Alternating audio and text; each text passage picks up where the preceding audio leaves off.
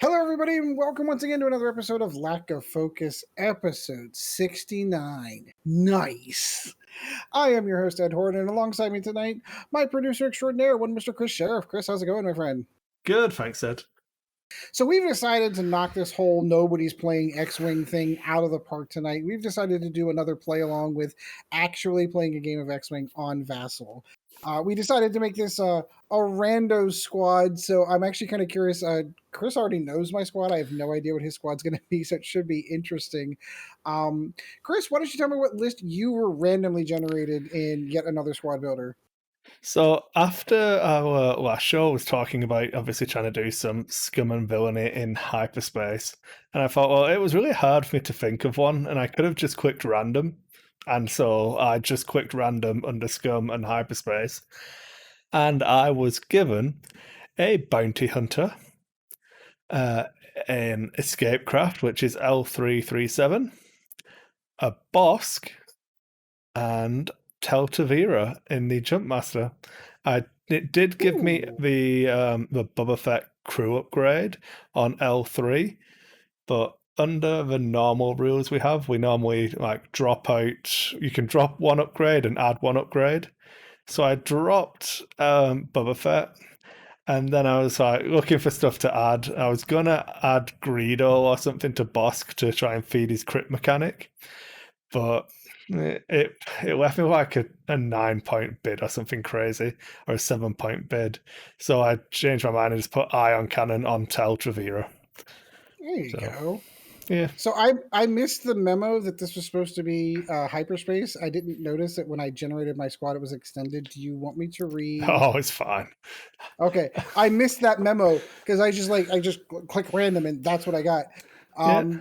Okay, well, if you're all right with it, I'm all right with it. I don't know that it's gonna have any bearing or effect on the game whatsoever.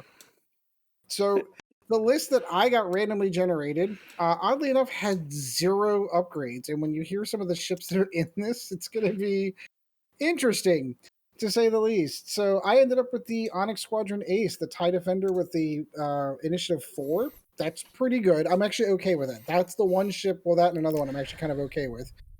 I got Redline with no upgrades at all. No bombs, no missiles, no mines, nothing. Just straight up hit points with 2 attack dice, Redline. I got myself a Gamma Squadron Ace, the one of the generic bombers. Again, no missiles, no bombs, no upgrades of any kind. Just a fat load of hit points floating around there. And then to polish it off, I ended up with the TIE Striker Countdown, which is actually pretty good. So I ended up with like 2 named pilots. One that I can still technically use in Redline. And Countdown's Countdown. Countdown's, I mean, like, if I were going to go naked on one ship with no upgrades, that would be one that I would do because it's just basically just 4 more hit points. So we'll see how this goes. I'm not supremely confident with this list and this layout, but darn it, we're going to give it a shot anyway. I'm flying a TIE Defender though, so I'm kind of happy about that. I think you'll be okay because I believe I'm 92 points. So 192 points. Yeah, I'm 197. No, sorry. I'm 198 points. I have a 2-point bid, is what I was trying to say. Gotcha. I'm at 197 points, and of course, I would like you to move first because the highest of yours are all 4s. Yeah. It's odd how that worked out because we ended up with 4. So I have a 5, 3 4s, and or 2 4s and a 3 for my pilot skills. Hey, you're like all aces, man. I guess, yes. I guess that's technically true. Did you want to do another one of the random environment cards? Ooh, that's a good idea. Ooh, yeah, we should do that. Totally should do that. Roll me a d8. Oddly enough, I have one of those right on hand. Number 3. A minefield. Ooh, there's all the bombs and missiles and mines I was missing. Yeah. I just realized I forgot to add my obstacles, so I need to go get those real quick. Well, we don't because we're doing environment. That's why I suggested it. Oh, even better.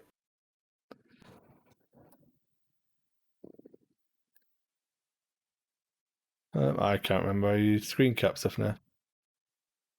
That's the one. I remembered. I'll post this into our Discord chat.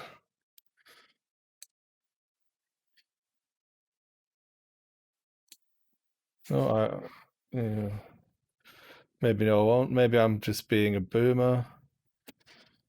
So you are recording the video on this one, so this is obviously going to be much more enjoyed if you're watching video of us playing as opposed to hearing us talk. So I highly recommend going over to the Dice 8 YouTube channel to view this one to get all of the tantalizing details of how poorly I'm going to fly, having not touched X-Wing in a while. I'm in the same boat, unfortunately. Okay, I'm just going to do this. Copy and then try and paste it. Yeah, there we go. That's working. Okay, so we have 4 obstacles. We have a cluster mine set, a coronet, and 2 proximity mines. So, in player order, which would be me, because you gave me initiative. I did give you an ish. Players take turns choosing an obstacle or a device and placing it into a play area until all obstacles and devices have been placed. Obstacles must be placed beyond range 1 of each other obstacle and beyond range 0 of each other object and beyond range 2 of the player area. Yeah. Devices must be placed beyond range 1 of each other and beyond range 0 of each other obstacle. Yeah, and beyond range beyond range 1 of the edge of the playing area. So the devices and obstacles can just not be touching each other. Yeah. But the normal range restrictions apply for the obstacles. Okay. So, do you want to grab? In fact, we just take it in turns. But a cluster mine, a coronet, and a proxy mine. I'm going to place a coronet first, so you won't be able to place a coronet. Wait, so where are you're pulling these from chits, correct? I think so. Bombs, coronet. Oh yeah, look at that, baby. This bad boy can go right in the middle Of course. of your side of the board. All right, I'm going to drop a prox mine right about there. Feels good. I'm still trying to rotate this, but it's fine.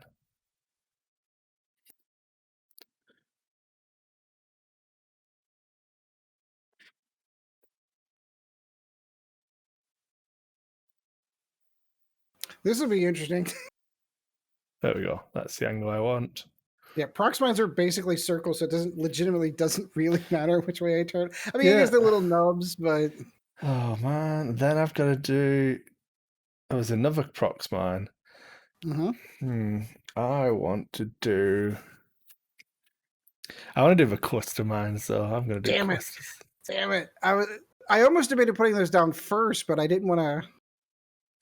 Oh well, that's my own fault. I should have done it. My instinct was to take the cluster mine first. I wonder where this is going to go. Okay. Can't possibly imagine. And then the side ones.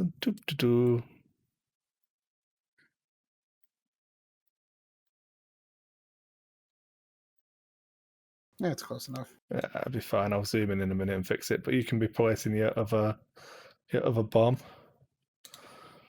Kind of. So for those who, for whatever reason, have decided to audibly listen to this, he's basically put the Connor net in the upper right-hand corner of my play area, kind of making almost like an A shape towards the top, and then he's put the cluster mines on the lower right-hand side of the board, doing the same thing. They're basically kind of opposite angles. I've taken 2 proximity mines and just kind of one in his upper, a little bit more towards the mid part of the board, on the top of the board, and then one a little bit closer to his table edge on the bottom of the board. Yeah. This will be interesting with only 4 obstacles, except every time you touch them, they blow up. Well, I plan on, yeah, I don't know. What am I actually going to do? I don't know. I think I would like. Oh, that's what I should have done.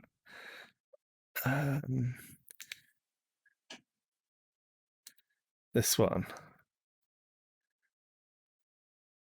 I'm going to put it down here. Oh, I'm a moron. We get to put one more rock on? You get to put 3 more rocks on. Ooh, this ought to be damned interesting. Control R. Control R.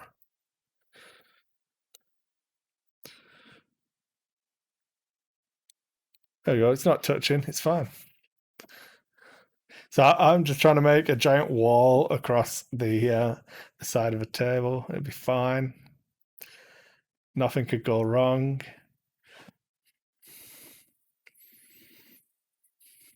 All right, I'm good. Yeah.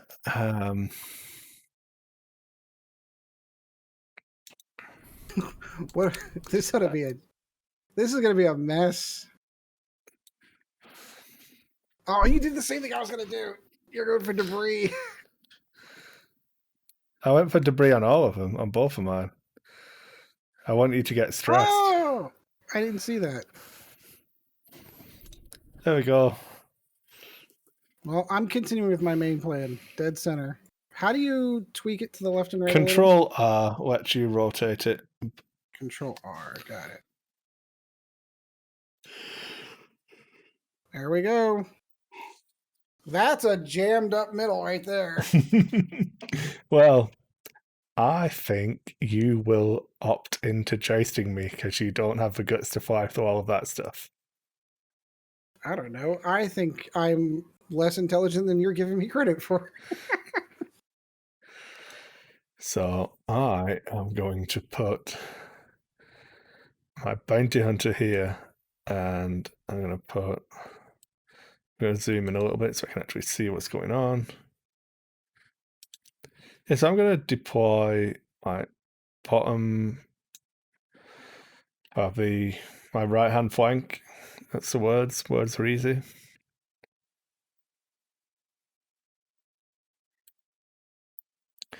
That's my initiative 2's done. So you've got initiative 3, have you? Mm-hmm. Yay. That would be the old TIE bomber. I need to move these because I didn't actually take into account that they're going to get in the way. So we're just going to go and zoom in just a little. Oh, I can't scroll over because I've overextended that. There we go. So we're going to go ahead up just a hair.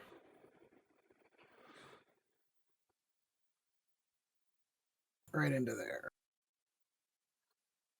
All right, he is set. Which way can my jump master turn again?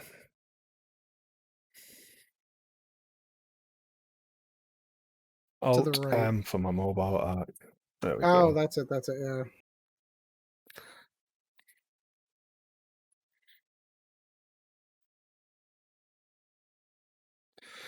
You know what? I'm not going to go where I was originally going to go. I'm actually going to go here. It'll be fine. Nothing can go wrong. Nothing could possibly go wrong there. I've got no idea how I'm going to approach this game now. I didn't think about using one of the weird environmental things, so fun times. It's going to be good. I'm excited. Yeah, okay. And then boss will go next. And unsurprisingly, yep, I am weighing my right flank with everything because I don't fancy fighting you in an open field. Can't imagine why that would be. All right, so I've got what? Countdown is next along with the Delta. So the Delta is gonna, I'm sorry, he's not a Delta, he's a Gamma. I'm sorry, Onyx Squad. Yeah, he's gonna take the outside.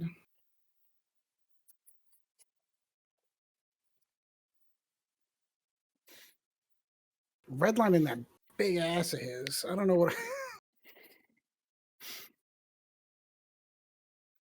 Yeah, I think redline's going to take even further outside after on his. Doesn't matter at this juncture. Oh, this is going to be easy. We're just going to circle the bombs for the entire game. No pressure.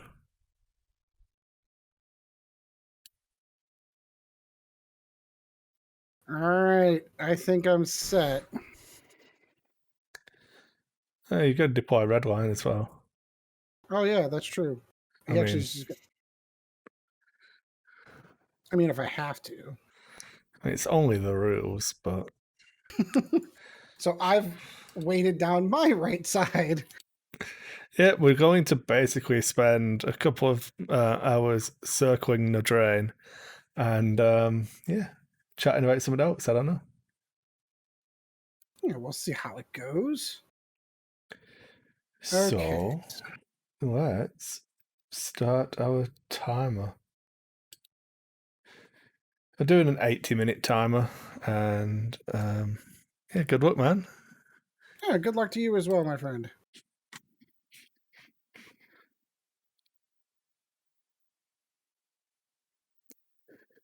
I think I'm going to enjoy this game. Ships that I don't think I've fielded. I think I've played L3 before, but I think that's the only one of these pilots I've actually ran in second edition.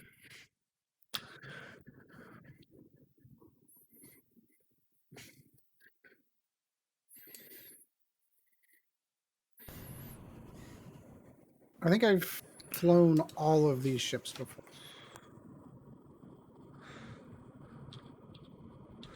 Ugh, forgetting which one does that.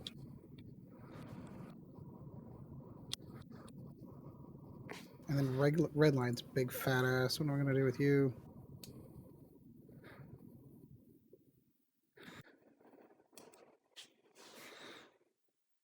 All right. I think I'm set.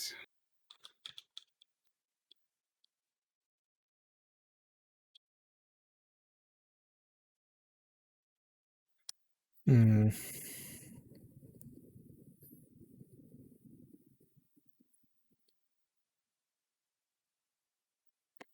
Yeah, we'll see.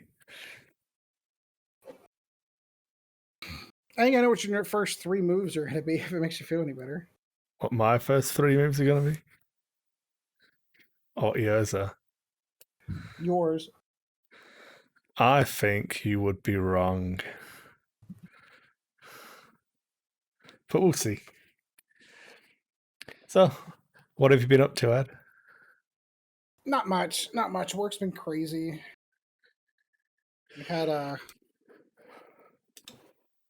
I've just been really, really busy at work, and then I've been spending a lot of time trying to prepare for some federal changes that are coming, and it's just been a little bit stressful. So actually, it was when you said that you wanted to play X-Wing tonight, I'm like, that sounds like a great idea.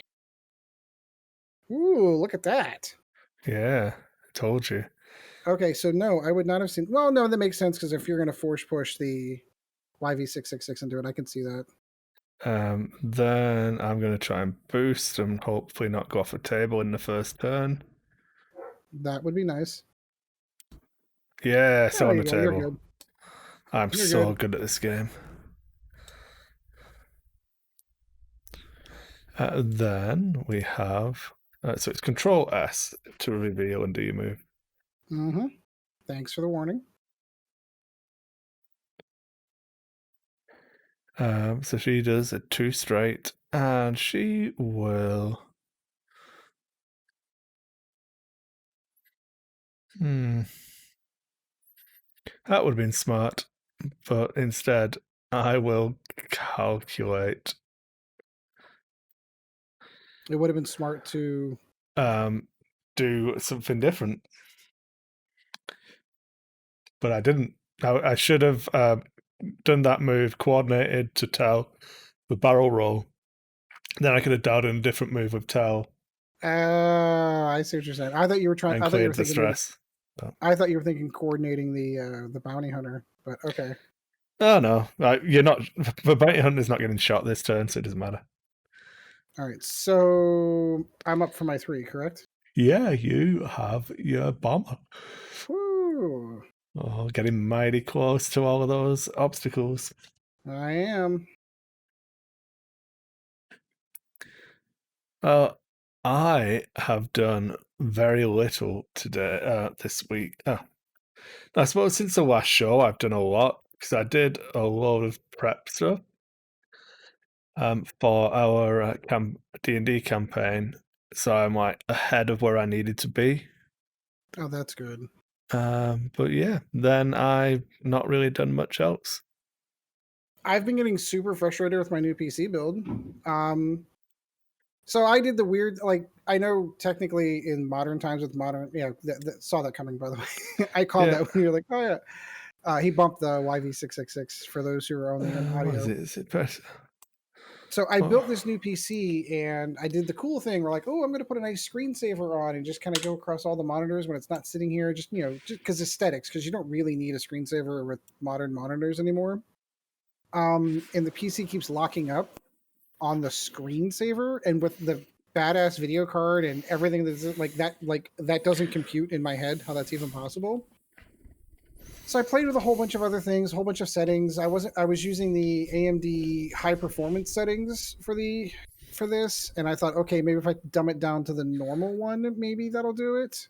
That didn't fix it, and I'm still having the damn RGB thing where every 3 days, like clockwork, everything goes black again, and I have to uninstall and reinstall MSI Dragon Center again, which is frustrating as all hell. Like there is a big part of me that wants to wipe the whole thing Try again. and try again, but I'll see. Yeah. Countdown is going to do the one boost forward. Yeah. Flappy wings forwards. Flappy wing forward, and that is just shift 1. Okay.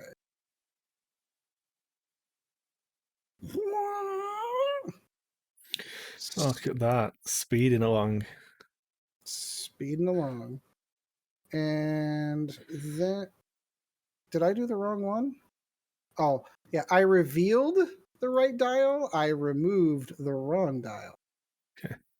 There we go. Okay. And then. Oh, this Gamma Squadron getting a little bit daring. Just a little. And Delta then, Squadron. Onyx and then Squadron Ace. That's one. it's just me. Like, legitimately, the last 3 moves are all just me. Yeah. All right. Get your big ass over there, Redline.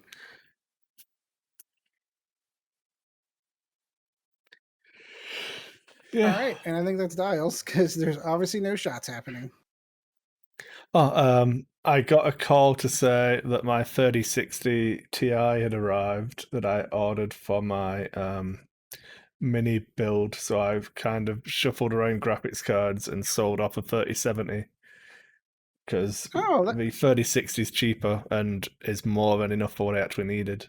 So, well, it's funny too because I was legitimately thinking like June when GPU stocks actually start coming down to like some level of normal. I was debating whether or not to Control R hide this. I was debating whether or not to wait for June, pick up a 3080, and then sell off the 3070. yeah. Because the price hikes have happened. So even if I sold it with, I've used it for 3 months, it's still good. I could still probably get more than I paid for it out of it. And then only end up picking the 3080 up for like $150 more than what I paid. Yeah. We'll see. So that's like my genuine debate at this juncture. All right, I actually need to think. Do you though? So you're good. I know what you're doing.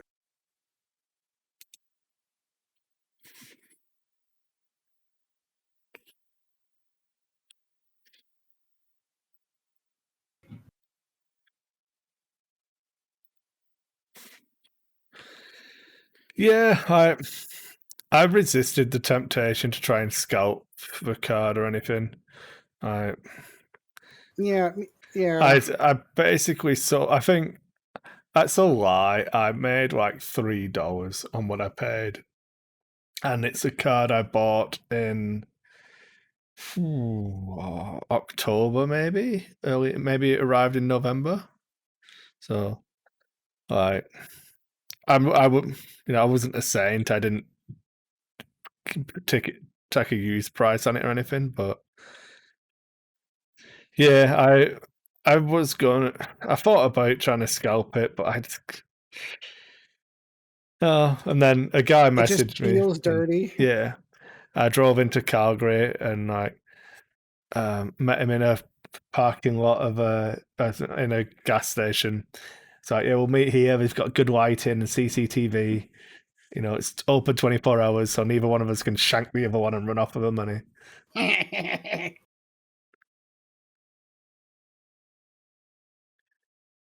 Will this work?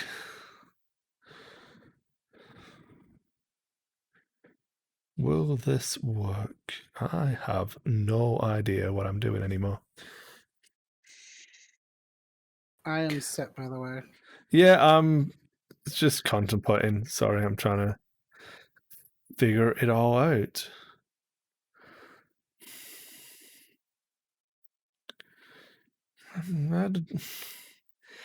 It's not ideal. It turns out the jump master's pretty balanced when you give it a terrible dial.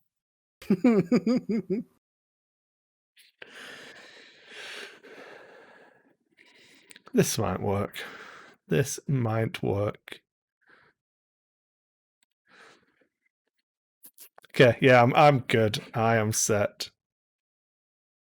All right, go for it. I'm convinced, by the way, the reason why the computer's locking up and it's all the RGB software. This isn't going to work. I've messed up. I'm not set. All right, while you're thinking. Yeah. I'm convinced it's all the RGB software that's causing the problems. And now what I got to do is I got to find a way to completely scrub those SDK files off and just kind of go back to no RGB. Because even when I uninstalled IQ and all the other stuff, the RGB on the RAM and the video card is still doing what I had it set to do, which means that those files are still there. So even though the software that manages them is gone, it's still there. Yeah. Okay, so now this should work. So if anyone's watching this and knows how to scrub those files off and save me some time, drop that in Discord at some point. That'd be awesome.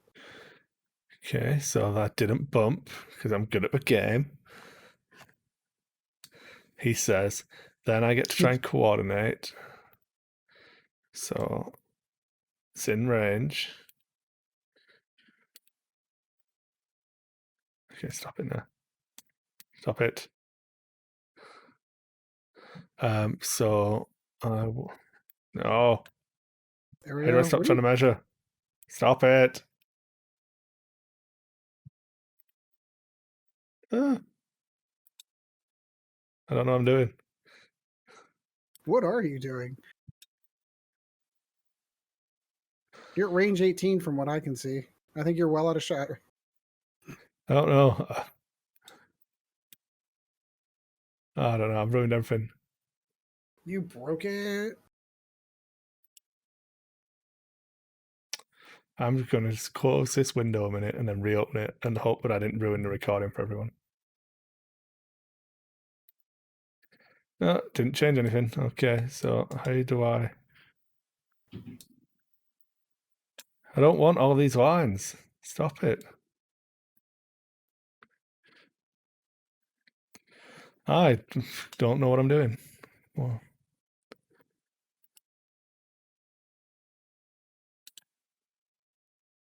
maybe that'll fix. No, that didn't fix it. So currently, every time I click on something, it's doing the range measurements instead of. I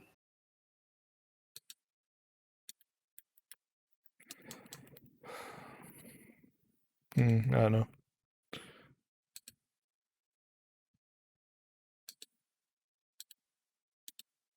I don't even know how you did that. What'd you click on to do that? In the contested sector, there is Imperial Rebel and Pixels, and I clicked on those, but it like.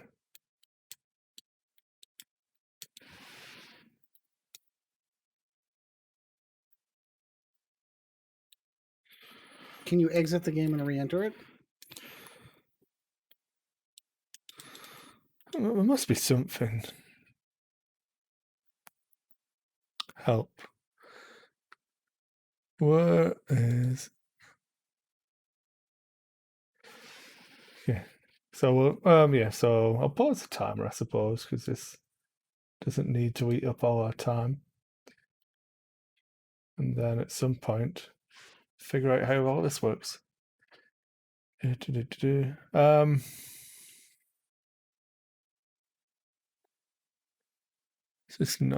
going to be useful, is it? And what we're talking about, I forget. My RGB issues and how to scrub those damn files off. I know I had a lot of issues with RGB the first time, but you've got to make sure you go in and use like the correct uninstallers and everything. Yeah, I used iOrbit's uninstaller, but it uninstalled the bloatware, the software that sits on top of it. But what it did not uninstall was the actual file that governs that, which is what I think might be the problem. So I've got to find a way to get those off. Because the idea of wiping an entire hard drive and starting from scratch and doing all the... First of all, in my area, I don't know how things are in your area, but Comcast decided to be like the Uber, consumer-friendly company that they are, and in January instituted a 1.2 terabyte limit for downloads, which I've fixed it. I've done it. Cool. There you go. Yeah. Which I hit that limit about mid-January because, when you build a new computer and you're putting all the games and software and all the other stuff on, you download a terabyte awfully quick. Yeah. So I don't want to put... Because basically Comcast is giving everyone a grace month. And then by March, they're going to be like, all right, we're going to start charging you over if you go over your downloads. So I don't know if I'm willing to push, formatting the drive and going from scratch again. Yeah. Well, you have to, wait until the end of the month when you've got stuff. I mean, it's one of the reasons why I've been loath to upgrade my internet, because I currently have like unlimited downloads and stuff, and I've gone through months where I've done like a lot of downloading stuff. Well, our average month, though, the average month in our house, we don't even hit like a quarter of our download limit. It's just because we built a new PC, you're downloading all the software, you're getting all the new games on. Like it went quick. That's not the norm in this house. Yeah. But yeah, that's an interesting text to get whenever Comcast texts you and says, hey, you're over your limit 100%. We're going to start charging you. And then you click on the link and they're like, all right, we're not really going to charge you this month, but come March, we're going to get you, you bastard. Because it's better than what to be honest with you, it's better than what I'd heard Comcast was going to do, because I'm paying for like the gamer for other reasons. Oh, you're good? Yeah. You're paying for other reasons is what you were saying. Yeah, we're paying for the reasons because we've got 4 kids in school who are all... And I want to barrel roll your happy ass to the left. Not to the right and forward, so you get that mine next turn? No? No. Couldn't convince you? No, not even close. But I mean, we're paying for it because of all the upload speed. I just happen to get the benefit of the download speed.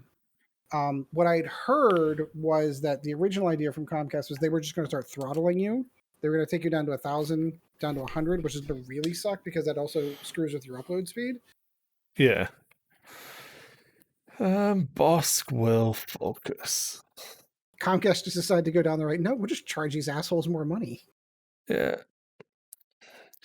Tell Tavira will do a cheeky one bank, clear that stress. And then focus as well. In case someone gets in range, but you shouldn't. Never know. You never know. Nothing's crashed this turn. It's good.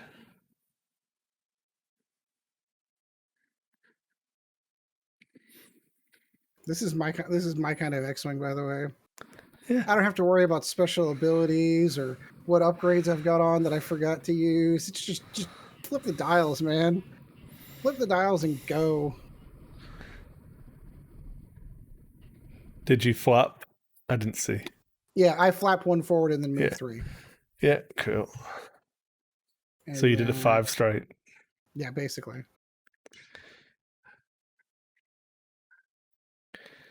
So I've either done something incredibly stupid, probably, or I'm getting all my ducks in a row for some combat.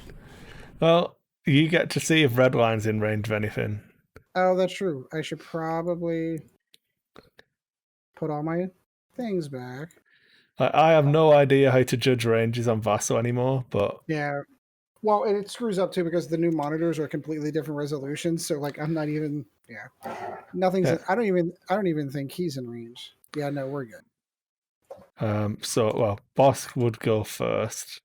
I can't remember what that shortcut was where it'll just list it in the chat, all of any shots. Just do the old fashioned Control F. Just go, oh, sorry, I moved a ship, didn't mean to. I bumped the table. Yeah. Where is it?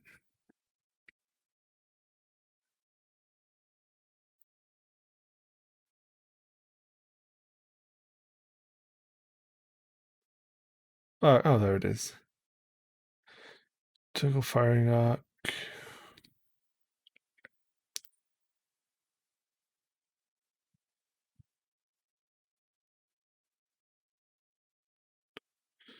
I have your happy shiny face over the chat, so I can't even see the chat.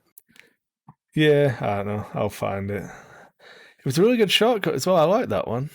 Oh. I mean, I guess I could put that over here. Is the beauty of having multiple monitors.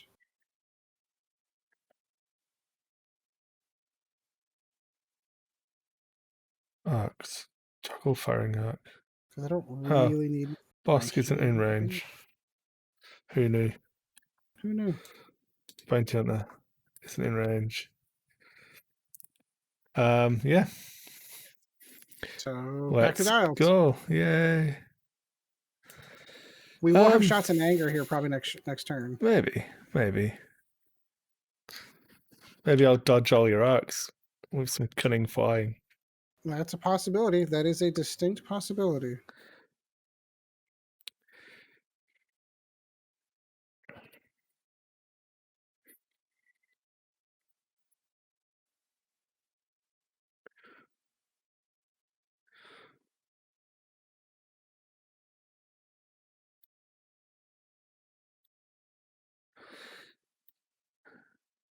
Oh, I've got to clear up all my tokens and everything. Gosh.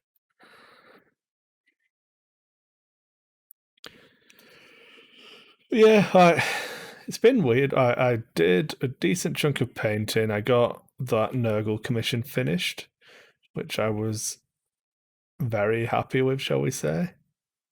Oh, good. But yeah, I've not really done too much.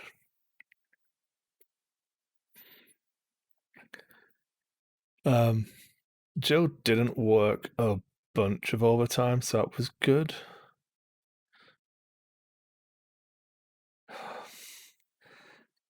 This is 100% a mistake, what I'm about to do.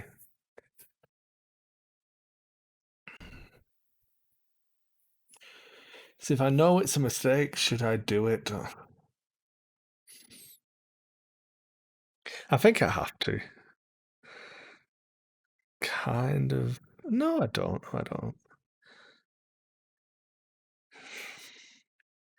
It won't be ideal. It will not be ideal. Someone missed the memo on the hey, don't let the dogs on here. So anyone that's on camera is getting to see my dog Joe hit the microphone with her big fat head. Hi, Joey. She's a big German Shepherd. This is the cuddliest big dog I've ever met. Huh, Joey. Her full name is Jolene, by the way. And if anyone asks, yes, it is for the Dolly Parton song. There we go. I am set. I'm enjoying this. I know exactly what I'm doing. It's all going to go well. Nothing's going to go Nothing wrong. can go wrong. I'm not going to hit any mines. Nothing. Everything will be fine. Mine's going to fall apart the instant I flip my first tile, I feel. I think I can squeeze in where I want to squeeze in. I'm probably desperately wrong.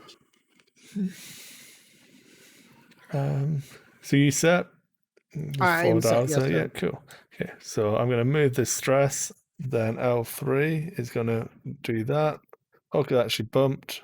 Oh, darn. Sad times. And that was C whenever you bump like that, right? Yeah.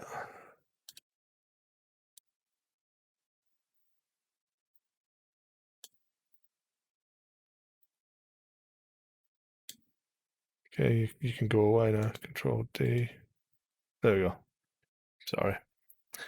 And then we clear the stress though. That's the main thing. Could that fire spray really getting a move on now? and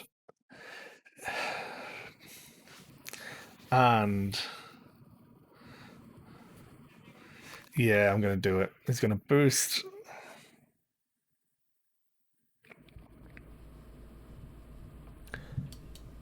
There we go. Looking good. We'll see. We'll see. That's my 3? Yeah. All right. How bad? That's not Yes. Oh, this is going to be good. I'm excited. How far close did I miss? Okay, so I just clipped it. Okay, that's fine. Stress for Ed's bomber, but he did dodge the arc of my bounty hunter, unfortunately. Yeah, that was the idea. I have to roll a crit for that, correct? Yeah, if you roll a crit, it would be awesome, you know? Nope. No such luck. Safe.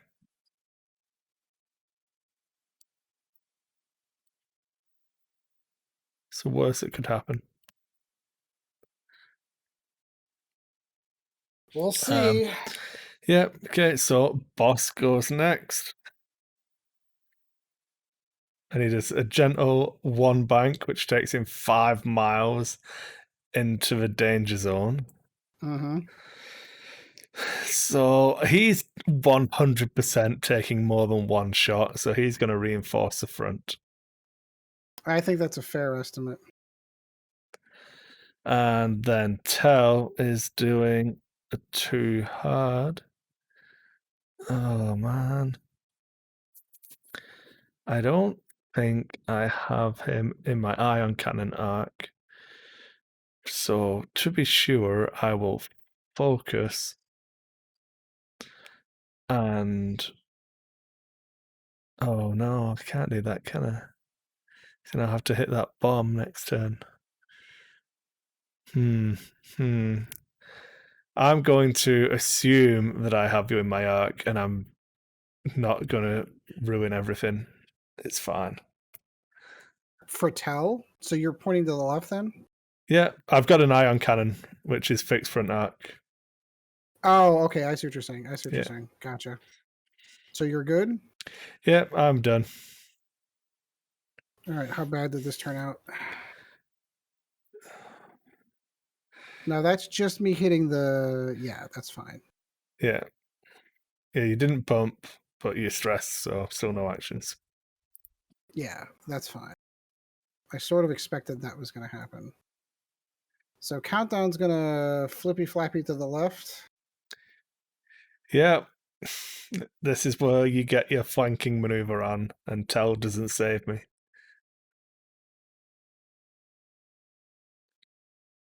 And then... What? Oh, yeah. I have to look up what... I can't remember Connernet does. Oh my god, I can't believe I clipped that Connernet. That's the one that I was like, no, I'm totally safe. I know I'm going to make that.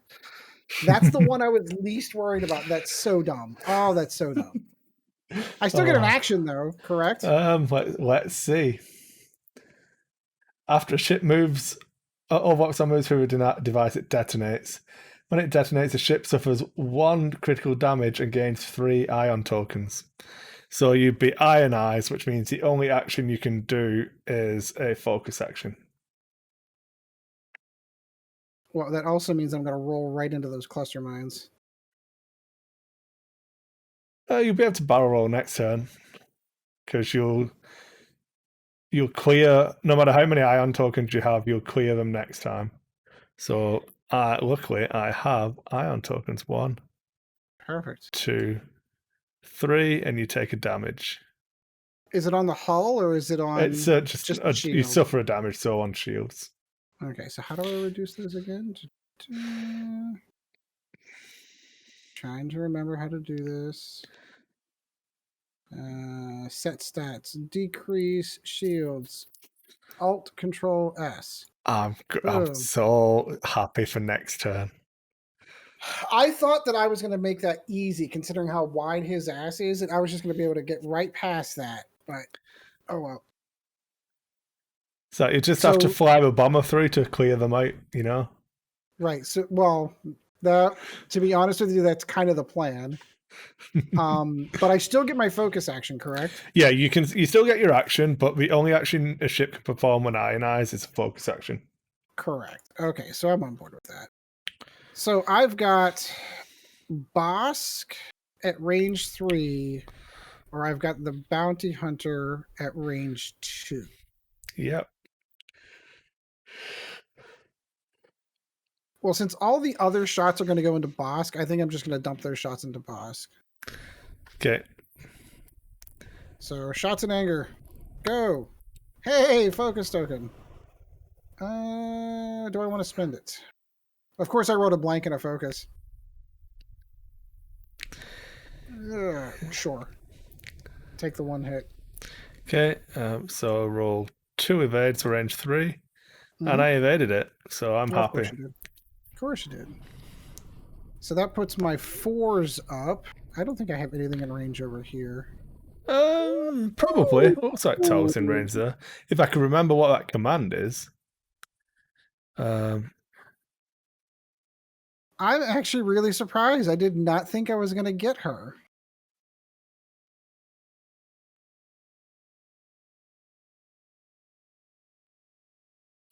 Firing at Control-Shift-F. Control-Shift-F. Range 3 obstructed. I will take those shots. Thank you very much.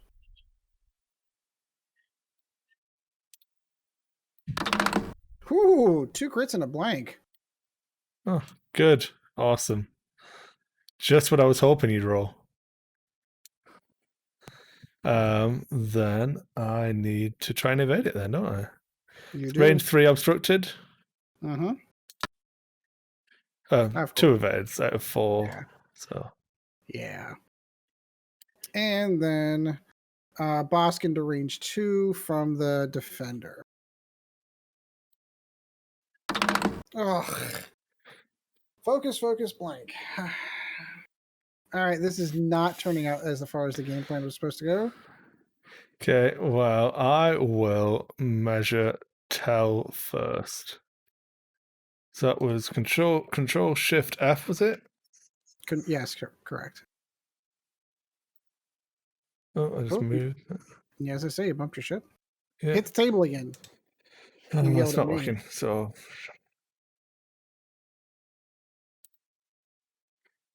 I do have you in my front arc, so who should we eye on?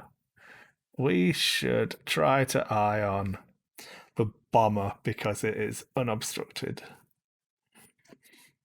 Or try and eye on a defender so he has a second turn of not using. Yeah, I'm gonna go big and try and deal with this defender before it ruins my day. Okay. So range 3 obstructed on a defender. I will spend my focus token. So 2. Yeah. So my 4. Oh. 3 evades and a focus. Yep. And Bosk will shoot at the bomber. Of course.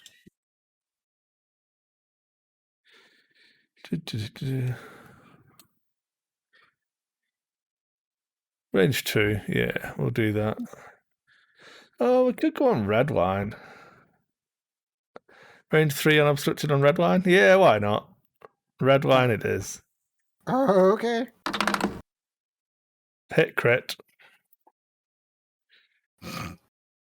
And there goes shields. So focus. before you suffer any damage, I will spend my crit and change it into 2 hits. Okay, so that actually goes into the hull. What do we do that again? That was Alt Shift. Why can I not remember? Control Alt S. Control Alt S. Your boss ability paying off there without me trying. Yeah, because after a neutralize result step, I may spend 1 crit to add 2 hit. Yeah. I didn't cheat you.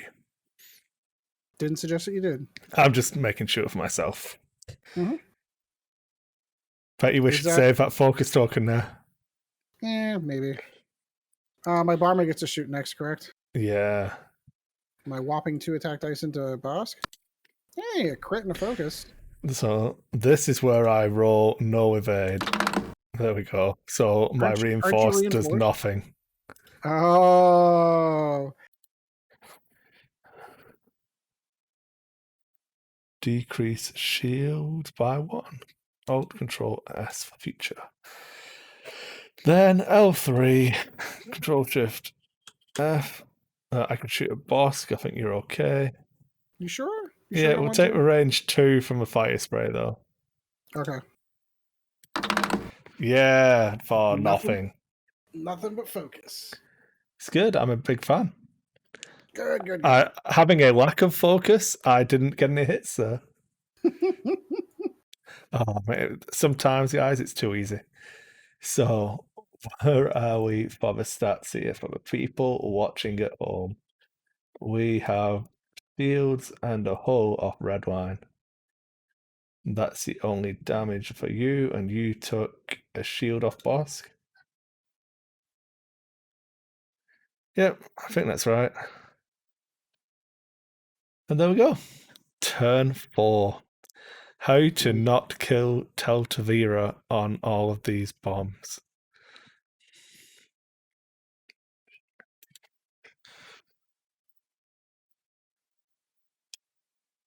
So one of our patrons did message me about having a game, so I think we're playing on Vassal tomorrow. So we'll be having a game with Peter. Probably not going to run this list, if I'm being honest.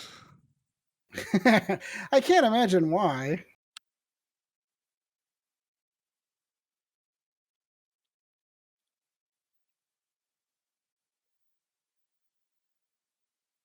So with the defender, because I'm going to go over the obstacle again, I'm still getting stressed again no matter what, correct? Yeah.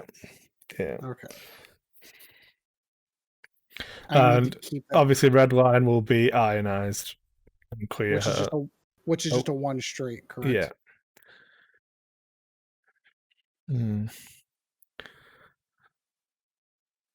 I can't judge if this move is going to hit the mine or not.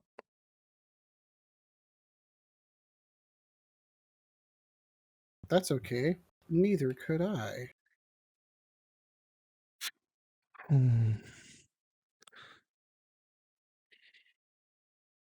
It's okay. I moved first, so I'm going to change all of my plans just because I can.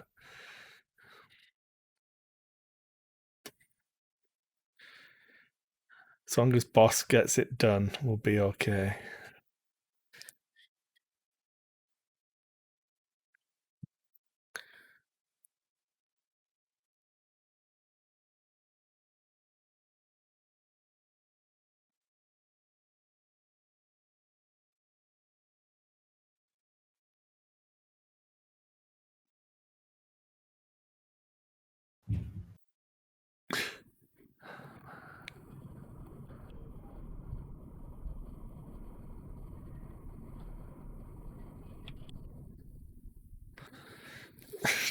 This is so bad.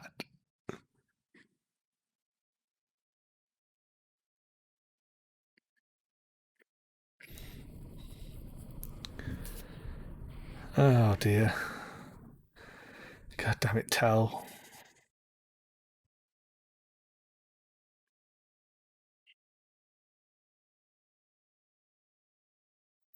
Ultimately, we know where one of your ships is going to be, so I think that's the target, and it has to be.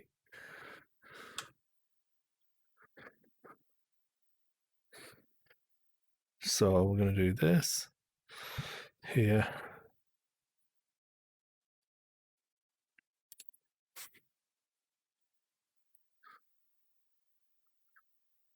Yeah, this is easy. Easy clap. I don't care if Tell hits a mine, it's fine.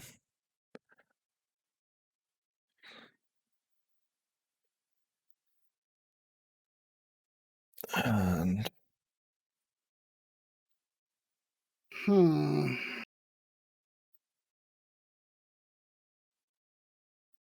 yeah, I'm good. I am.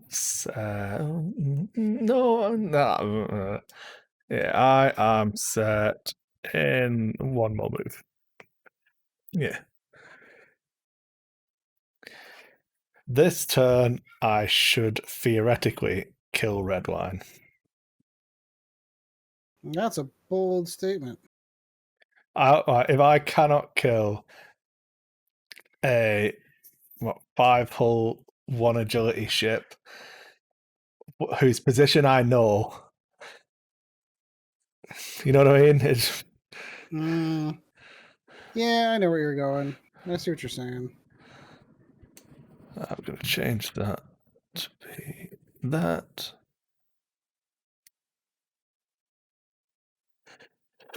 Yeah, could be good. Oh, we got the car back. What's that? We got the car back as well. It was. Oh, that's good. Yeah, that was a few $100 actually cheaper than we expected. So that's good. Was that your coupon? Even after a coupon, obviously I assume they estimate high so that they never run over, kind of thing. Mm-hmm. So it came in a decent chunk below the estimate. So glad we went for a new engine rather than finding a used one. Definitely. Still like $5.5 grand, but Yeah. better than nearly 7. Yep.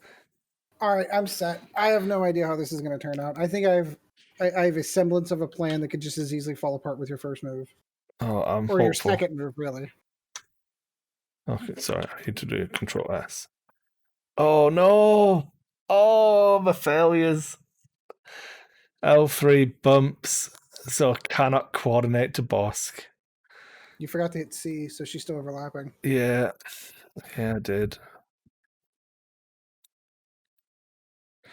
I'm so sad. I might not kill Redline now. Oh, darn. And then the Bounty Hunter should be getting range 1 shots at Redline. I would think. Yeah, we're going to focus.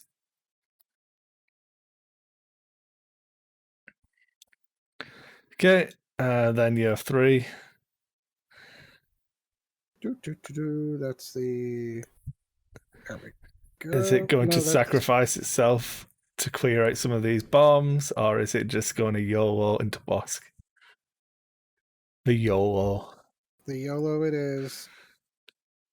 I think I'm throwing down a focus because I don't know what's coming after me.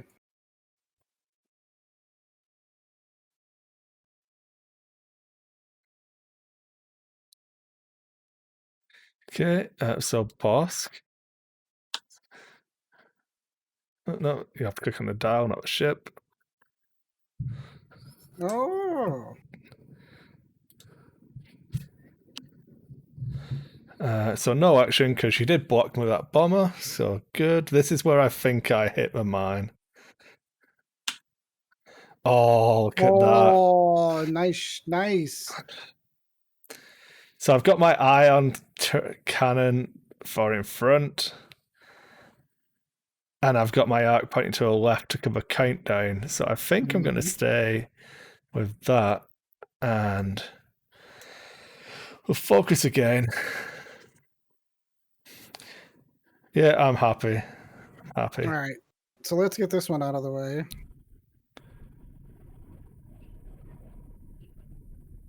So I'll take an additional stress. So I'm just going to move the stress back. Yeah.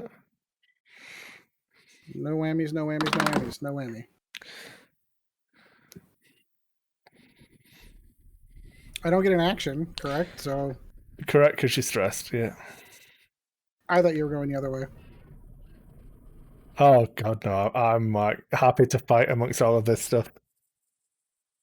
So we're gonna flappy straight. Look at that. Jesus. Well, you're hitting it next turn, I'm relatively sure. I would think that's a definite possibility. And then I put it on the dial, but obviously I have no choice. Yeah. So I am going to remove those stress tokens. I do get to throw down Focus. Yeah. Because you're still ioned until you've finished the entire activation. Gotcha. All right. I am going to take shots into Bosk. Range 2. No. Yeah. Stupid collision meant that I couldn't get the... I would have been greedy anyway. There was no way I would have taken anything defensive. I'm going to hold on to my focus token, so it's just 1. And it gets through, so another shield off Bosk. I'm not bothering doing the shield proper. Oh crap! Shield's properly on Vassal. Table again. Look at that. Making sure. Yeah, no, there's nothing there. I'm gonna. So the proximities mines don't cause things to be obstructed, do they? No. Okay, I didn't think so. So Bosk at 2. Yep. Just double checking my math in my head. 2 hits. Into hull on Bosk. Clang clang. Yeah. It's a bad turn to not have any actions.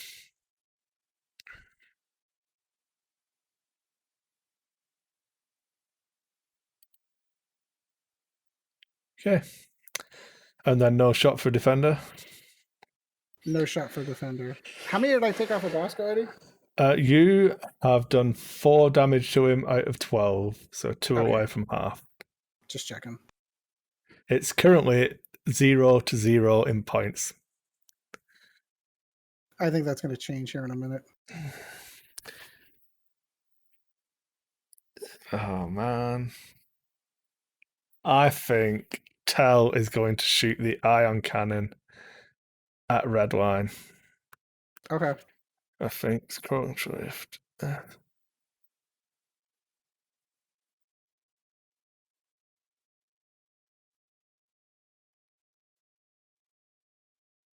So range 2, yeah. Yeah, ion into Redline, range 2. I will spend my focus. Which means I can't even stop that. Right, it will be 1 damage first, so you need to evade one of them, or you get an ion. Right, no, it doesn't matter. I can't ion you because it's only 1 hit. I needed to get 3 hits to ion you because you need 2 for a medium base. Oh, so this is just straight up. So the first one will be damage, the second one will be ions. Gotcha. Well, let's roll the die first. All right, it's a blank. Yeah, so 1 damage and then an ion token. Okay. And one of these days I will remember this. Reduce. So I'll give you ion token. I thought you said you couldn't ion him. You need 2 tokens to suffer the ionized effect. Oh, gotcha. You So still he's got it. you have one token which you can't remove until you do an ion maneuver. So theoretically, you could carry that around until you're dead. But I see what you're saying. Okay, gotcha. Yeah. So boss, every time Hits the table again. Look at this guy.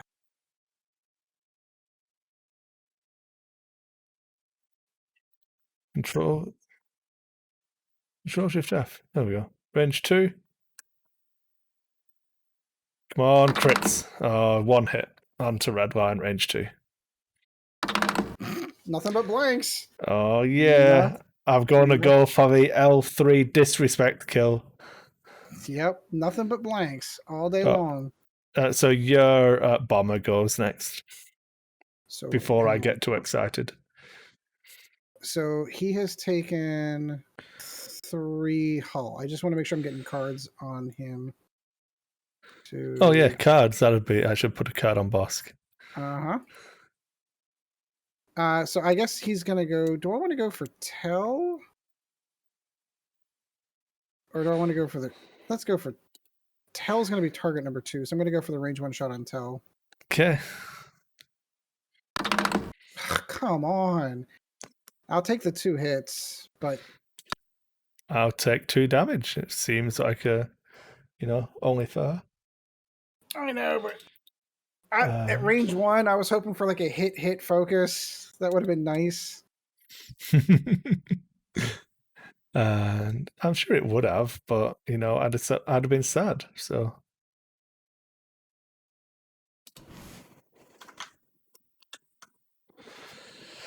okay, so Bounty Hunter into red wine, range 1. Oh. Cool. Just be dead no matter what you roll. I'm a big fan.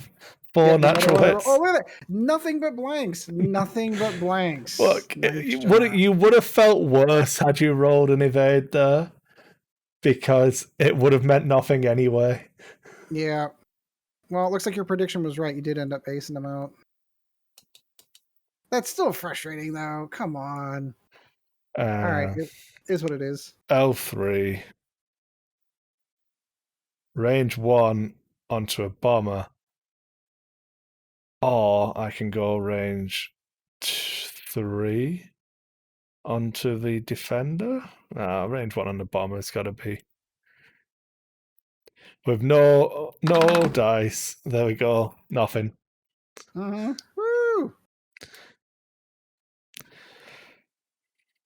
All right. Damn it. That did not work out the way I wanted it to. My positioning's terrible, but I'm happy.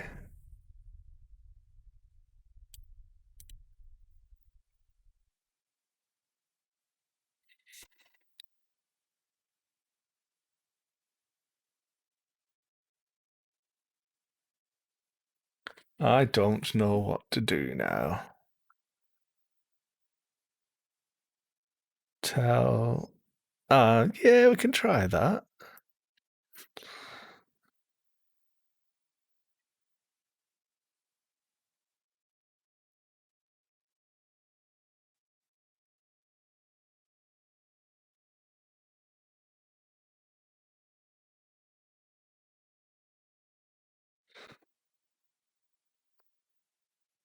You know the downside to the TIE Defender dial?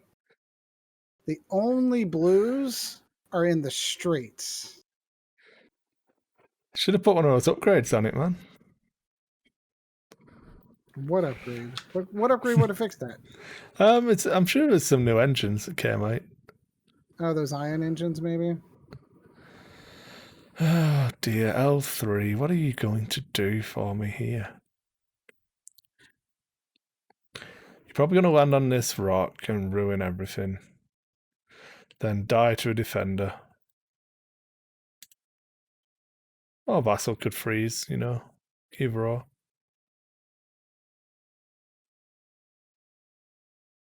There we go. Bounty Hunter.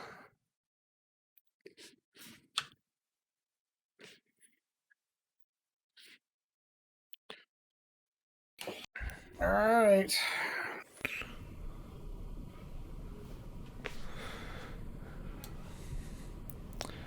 And then Bosk. What are you doing, Bosk? What are you doing with your life? I've got a good. That's a good question. I really do want to know the answer to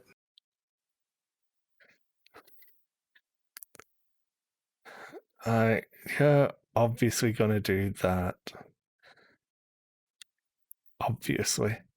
I'm gonna do this and hope that it all fits and I don't die. Okay, I'm good.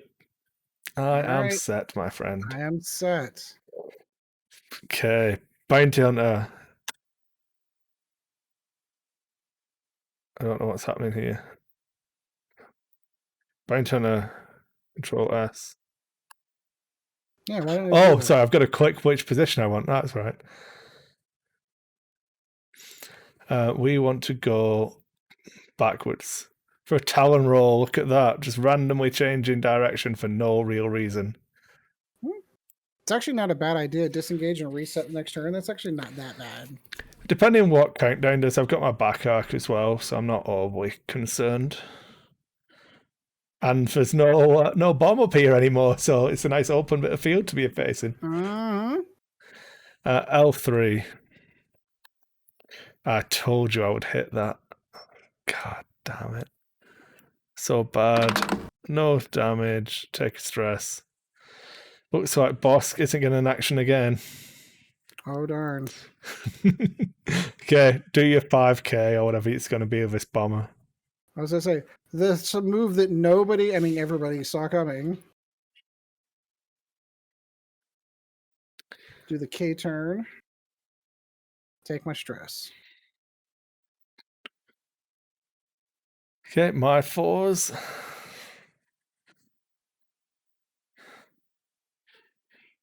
I will stay where I am with my arc pointing the way it is, and I will focus. Come on, countdown. What are you going to do now? So I still bump on her little flippy flappy, right? So it'll still bump, and then she'll still perform the maneuver she had. Yeah. Oh, that's interesting. Yep, I thought you'd like that. That's an interesting move. Got to pick a target somewhere. Might as well be countdown next. That's an interesting move. Yeah, I'm a fan.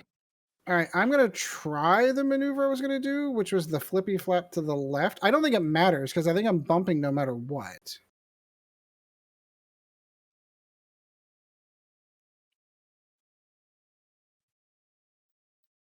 And then hit C, and then I can control D on that.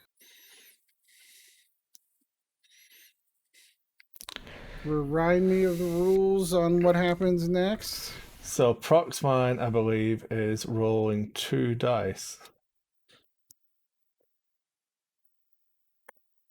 And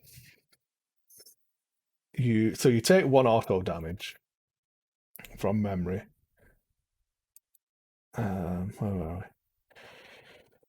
After a ship overlaps or moves through a device, it detonates. When this device detonates, the ship rolls 2 attack dice and then suffers 1 damage plus 1 damage for each.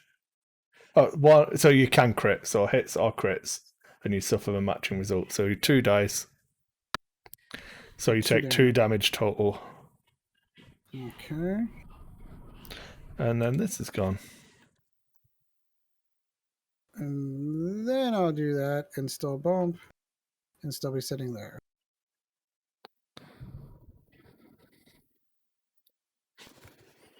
Control D. There we go. There we go. Thank you. I was going to say, get that out of the way. Won't go away. Yeah, I wanted to make sure you were getting shot. Phew, just the one. Customize.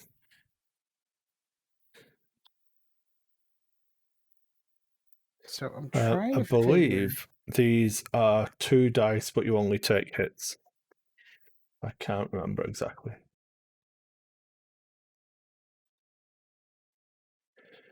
Okay. After ship goes through, it Do not damage. Right, yeah. Oh no, you can crit, and it's just 2 dice, so you don't no auto damage, but you Just can 2 crit. dice? Yeah. 1 hit. Down to shield. All right, so now I got to figure what do I want to do here. So that was still a 3, so I still get an evade. Yeah, you get your evade. I'm debating on if the boost helps me more. I can't get shots on L3 like I was hoping. I thought you were going to go wider on your swing. I wanted to nudge in and coordinate to Bosk and then try and dash past you later. Gotcha. Yeah, L3 is probably going to distract your defender for a couple of turns before she heroically sacrifices herself for Lando's survival. I think I am going to go ahead with my plan B then, which is... That was two There's no way I can get out of the shots anyway, so I might as well get in a better position. Yeah. You could have focused. So. Yeah, but while I appreciate your, I hope L2 distracts your defender, that's not where the defender wants to be. The defender wants to get where that's where the defender wants to get to be. That's what the bomber's sitting there for.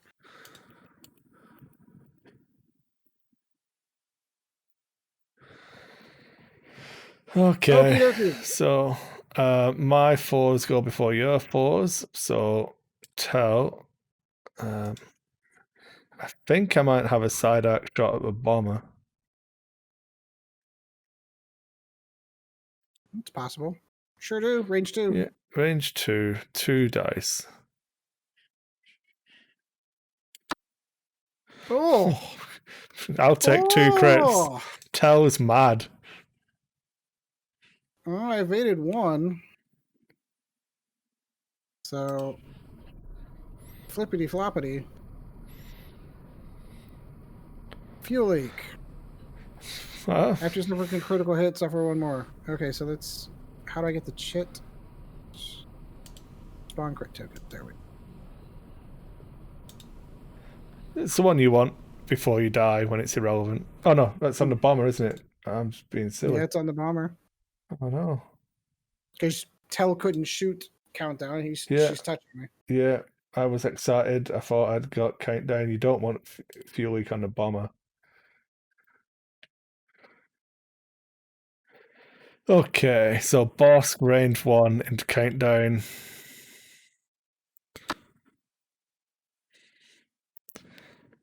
Come on. Like, no dice. Doesn't matter.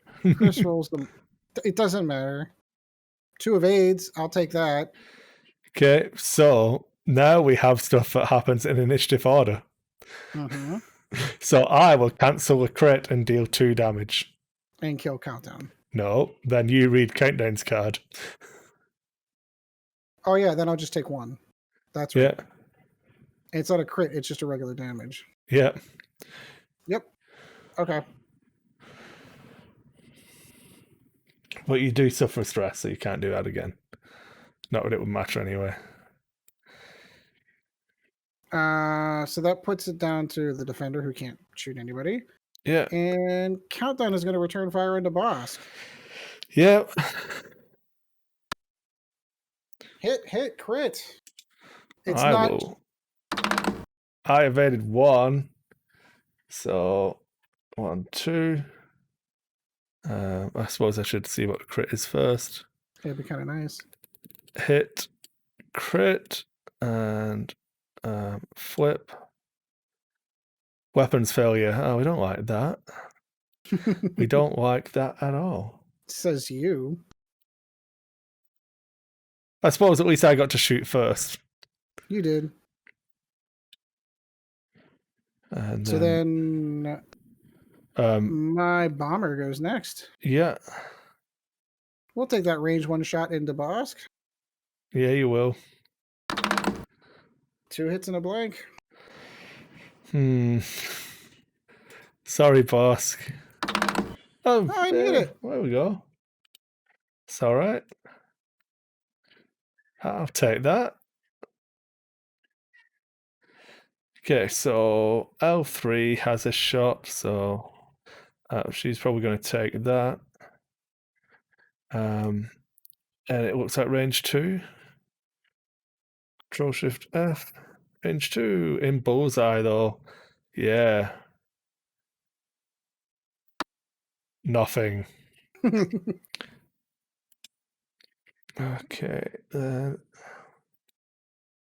No ships in range out of the front. So arcs. Auxiliary arc options. Tell I could range 3 into countdown it is then, eh? I only need 1. I got 1, so you're 3 greens. Oh, thank God. I evaded. So I got 1. I only got 1 for the record, for those listening at home. Big sad. Okay, so countdown's still alive, unfortunately. Yep. All right, so then we are at dials. Yep. And the score on the doors is 73 points to 30 to me.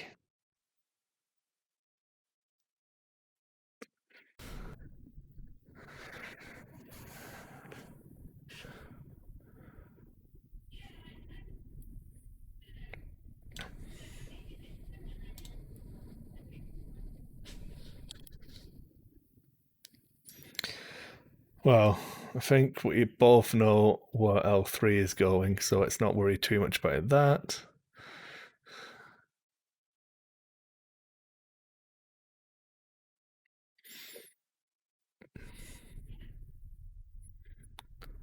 Oh,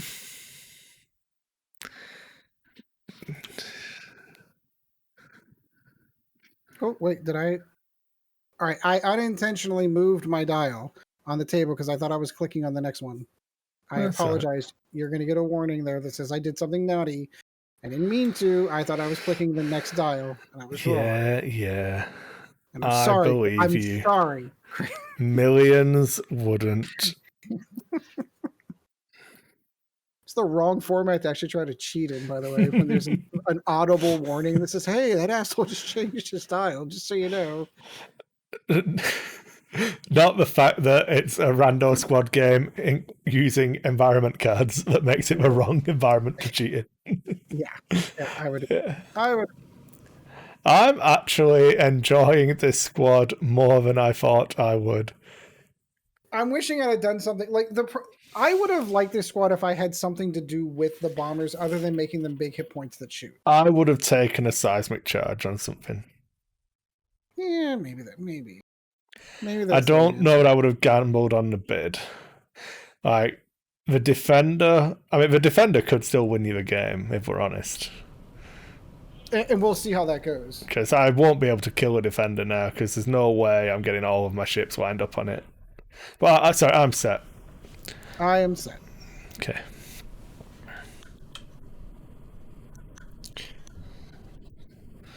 So she clears her stress. Surprise. And gonna take the only defensive option she can and get a calculate. I did this the wrong way around because I'm a moron. Does it matter? The 2 ships in her. I would have coordinated to the bounty hunter because I'm about to boost now.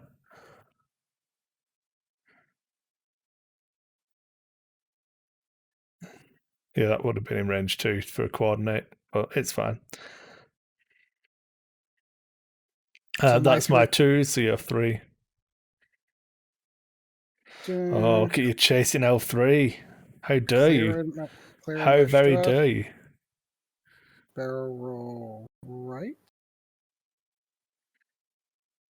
And I'm going to rotate that into a target lock.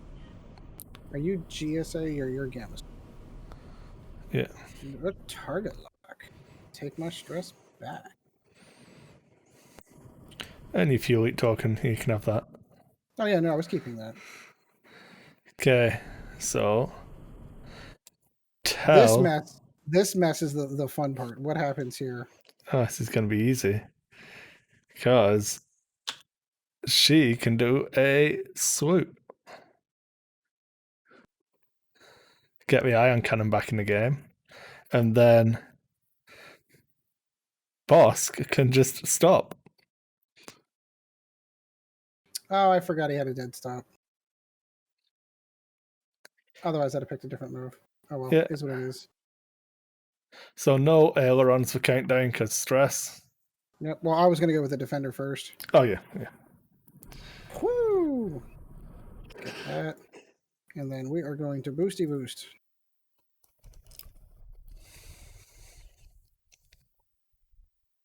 Whoo! Sorry, boss. Get you where you need to be, homeboy. It's not looking good. Oh, it's looking fine. I take it back. No, it's fine. Because what I was anticipating was you were going to move forward. I was just going to bump into you so I could at least not get shot by two ships at the same time. Nah. I'm all in on just picking a ship, shooting everyone at it. It's I'm going to take the evade and see if I can squeeze it out. Yeah. I don't think she's ever. Yeah, she's not getting any shots. So. Okay. All right. So let's see if we can disrupt Bosk at least. Range 2. Hit crit. Hit crit.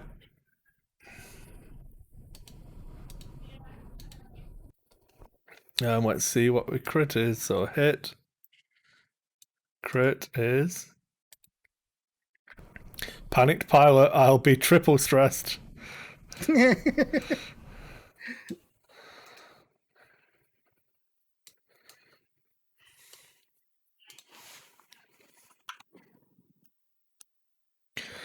Okay. And yeah, so no shot for countdown. Nope. I'll take Bosk's range 1 shot, which is 3 dice with weapons failure. I was just gonna say, is he gonna remember? He'll remember. 2 hits. Oh. One evade. Man. Spend the evade. Okay. Okay then. Come on, Tell. You can do this. Range 2 with the ion cannon. 1 hit. Yes! Oh, evaded. Big sad. Yes! Still. Okay. Yeah, 3. I will take the range 1 shot target locked onto L. Reroll. I'm just gonna reroll all 3. Yep. Not much better. 1 crit out of 6 dice rolls, which you evaded. I'm going to spend my calculate. Yeah, of course. Just so my stats look better. Got to pad those numbers to make sure you're disheartened at the end of the game. That's right. And then your bounty hunter. Apparently I can shoot up here as well. That'll be good. Oh, that'd be nice, yeah. So range 3 obstructed to a bomber is probably the call. 1 hit. 4 dice. 3.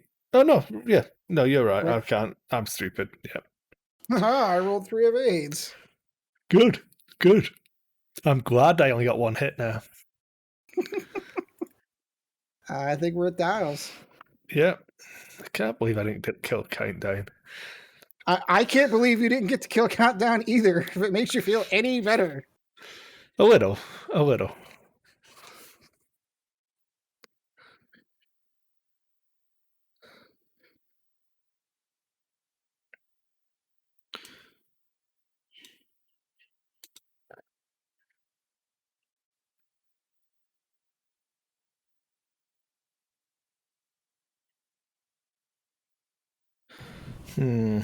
That'll do.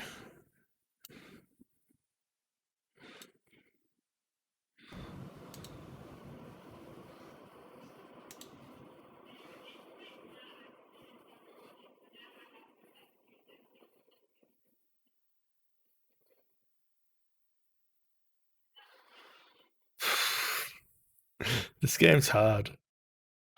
It's a hard game. It's a fun game, though.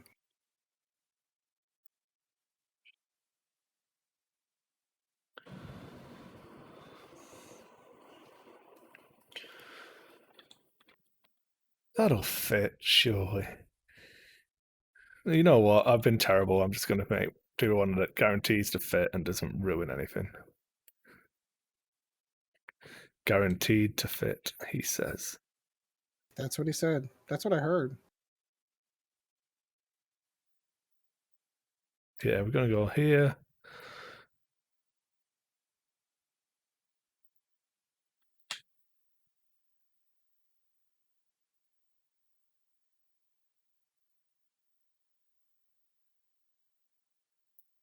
And here. That'll be fine. Will it be fine? Yeah, that will be fine. I'm okay. I'm happy. I'm good. All right. L first, I believe. Or the bounty hunter, but L3 first. Well, I assume because you're going to do your coordinate. That was my. Yeah, I'm going to coordinate to the bounty hunter, which will be a focus. Bounty hunter. Could you look at that? Interesting. And how fast is your bomber going to go? Your bomber's probably going to bump. So I will. I'm going to boost here.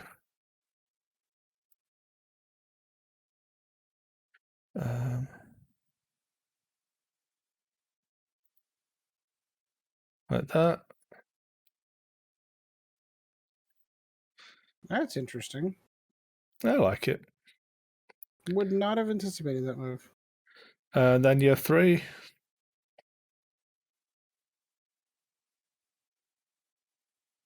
Control D. I will take my stress off. And we'll just stare at each other lovingly out the window. Hi, Yeah. how are you? Clang. I bumped into your ship. Can we not get insurance involved here? Okay. Bosk is carrying his stress. That's interesting. I figured you wouldn't expect me to go there, so. I did not actually expect you to go that way now.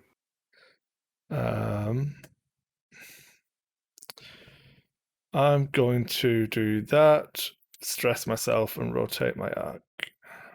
Forward? No, it's going to go to a right because I've got ion okay. out front. Oh, okay. Gotcha.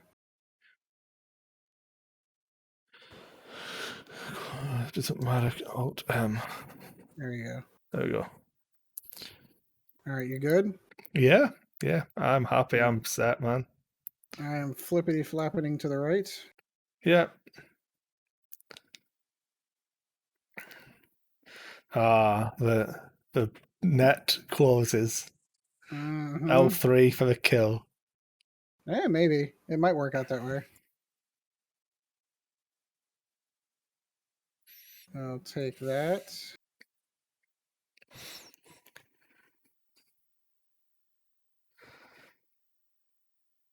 I think I am going to take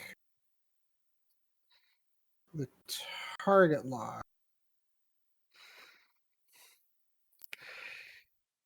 Boss doesn't need to live anyway. It's fine. I think I'm going to take that just to make sure. Knowing my dice rolls tonight, just to make sure. All right, so let's get the fun one out first. We'll take the range 2 shot. Whoa. I shoot first. Oh, that's right. That's right. I apologize. You are correct. So let's check the firing arc.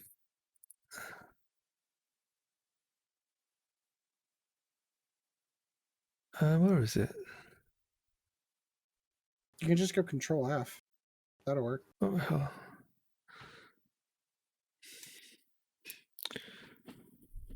Show front arc. What is it? Just Control F. Oh, you moved your ship again. Did I? Sorry. Yeah, it only puts doesn't do a full front.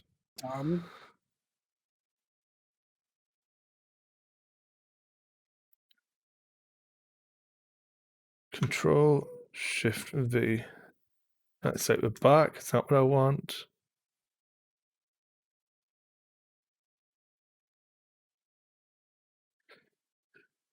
Show full back arc. So you're in the back arc, which means I can't shoot you out front.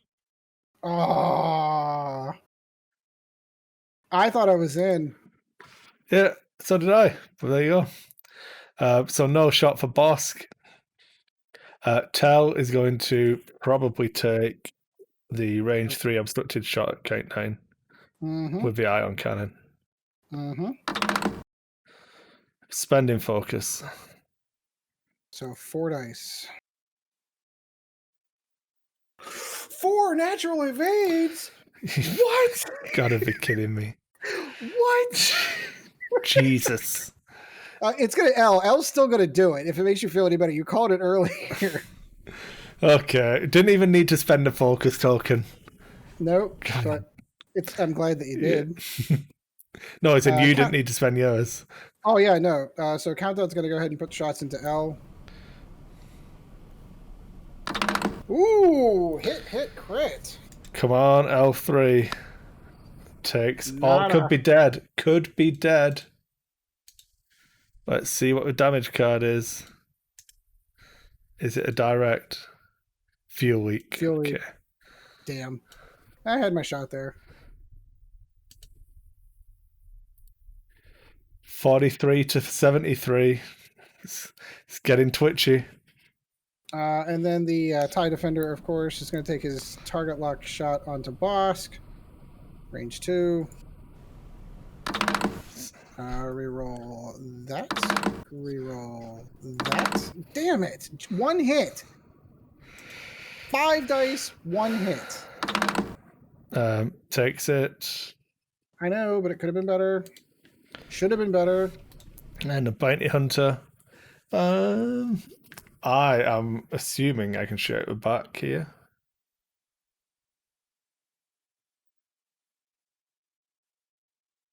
Range 3 at countdown. It says range 3 obstructed, though. That can't be right. Did it? Am I Firing wrong? options: bounty hunter, range 2 L3, range 3 countdown. None of them are obstructed. Okay, range 3. That works. Works for me. Okay, you can do this. You can do it, bounty hunter. 3 natural hits. Come on. Come on. I had the focus. I didn't need it. That did it. That did it. Would you like to kill yourself instead of me killing you? Take a stress. No, that's fine. You can have it. You can have it. Okay. So that's going to be 2 damage onto her. 1 and 2. And then the bomber. Do I still catch L? No. Nope, missed it. So I thought I was still going to get you. Officially, time is up now. But because I spent like 5 years trying to figure out how to do Bosk, I think we should have had an extra turn. Okay, so we're going to go 1 more? Yeah. Okay, we'll go 1 more. That's fine. I think you've got this anyway. I think if you kill L and Bosk, you win. And L3's only got 1 hit left. So, yeah. I'm not 100% how it'll go, to be honest. No, I think I'd still win. Just it'll be close.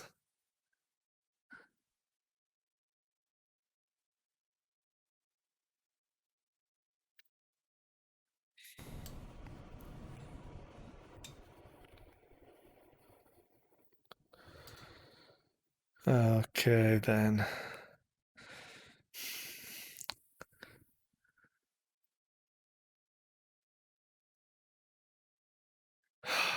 Damn it, Tell. Have good moves on your dial.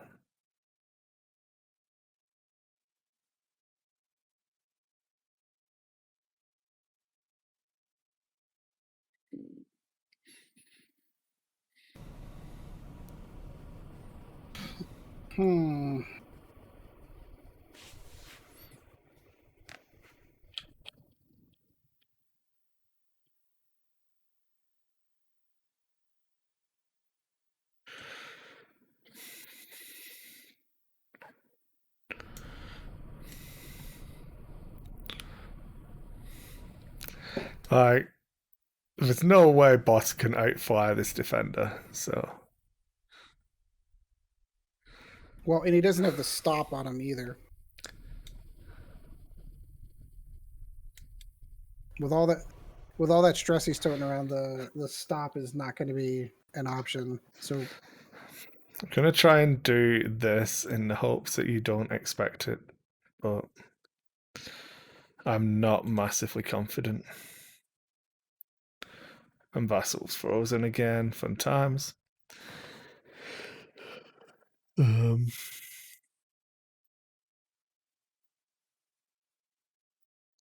we go. Just a little bit of lag, you know? It's fine. that's weird.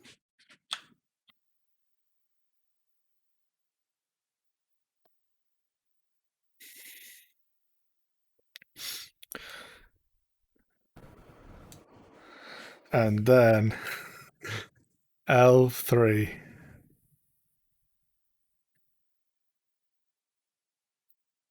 Can she live to not get wrecked by your bomber? We'll see. Okay, I am set. You may proceed, good sir. Okay, so L3, if she is not shielded, reduces the difficulty of her banks. So she will clear her stress by doing a 3 bank, and then she's going to try and barrel roll hell out of your range. Because you're going to come around, so if you do a 3... oh, screw it. She's going to just take the calculate, be fine.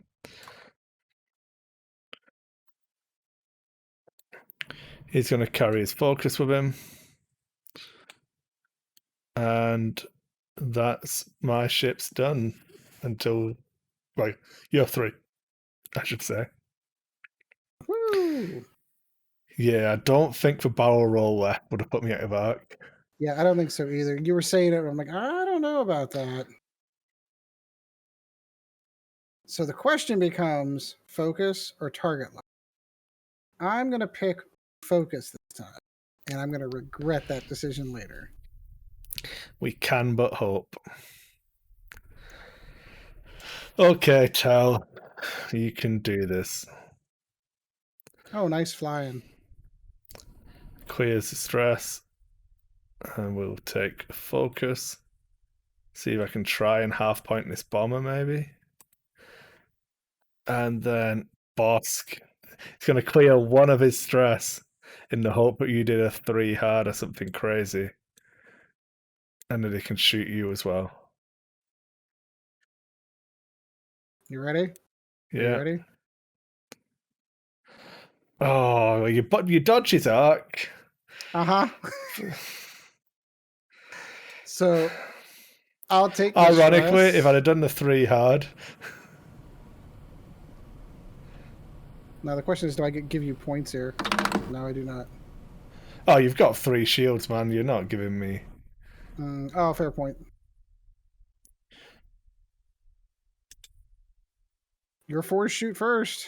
Yeah, I'm just decreasing the hull on boss because I forgot to earlier. Yeah, that's the one shot that I thought, like, yep, I know exactly what he's gonna do here. And I'm like, if I could squeeze outside of his arc. I think I have a shot here. From Tell? Yeah. Yeah, range 3. Yeah, it's fine. Mm-hmm. Spend the focus for 2 hits. 2 evades. 2 evade. Okay. Bomber continues leading its charmed life. It's fine. That's my fours then. Your fours. He's got a fuel leak. I know. All right, range 1 on Bosk. Naked dice. Go. Hit, crit. I cannot live. Bosk is dead. Yep. So that's Bosk done. Hit, and then the crit was structural damage, no agility dice at all, and dead. Yeah, wouldn't have actually mattered. Yeah. Okay, you have 3. All right, range 2. You can do it, Bomber. I believe in you. Ah, damn it! I should have taken the target lock. I have to know. I have to know. Evaded. Oh, no. Oh, wait, I want to reroll the 1 die. Yeah, it would have been a blank anyway. Okay. So even if I target locked, it wouldn't have mattered. Range 3 at the defender. If I can get all 3 through, it's half points. Ooh, that was damn impressive. He says, "Oh, okay, there's some events. It's fine. Not quite as funny as it could have been. It could have been really damn funny. Like all blanks. Well, damn. Yeah. He rolled all 3 hits on the. Yeah, that would have been funny. No. All right, well, I think you won that one. So I think the only thing I'm disappointed in is that I forgot that we could have placed the bombs within range 1 of a table edge. So we could have like done that because we had a really packed center. But yeah, that was a fun one. I do like that one. That was fun. Especially because I didn't hit any of the bombs, so it was like awesome. Yeah, so I had this plan that I was like, all right, so if I can clear the way with the higher, because my thought process was I can clear the way for my 2 ace ships being the Defender and Countdown if I just take these big rolling hit points through and clear some space. That was what I was thinking. Losing Redline as early as I did, though, like I legitimately anticipated getting 1 more turn with him than I did, which did not help. Redline was an unfortunate role in this this format with no ordnance at all, because you ended up with 2 ships that only had 2 attack die. Fair enough. Like Redline, theoretically, if you can soul roll in and just target lock focus every time, but yeah. I just wanted to kill it because it was 50 points or whatever, 51 points. 71, I thought Redline was. No, 51 for Redline with nothing. 51? Oh, yeah. Okay. But yeah, so it was a chunk of points.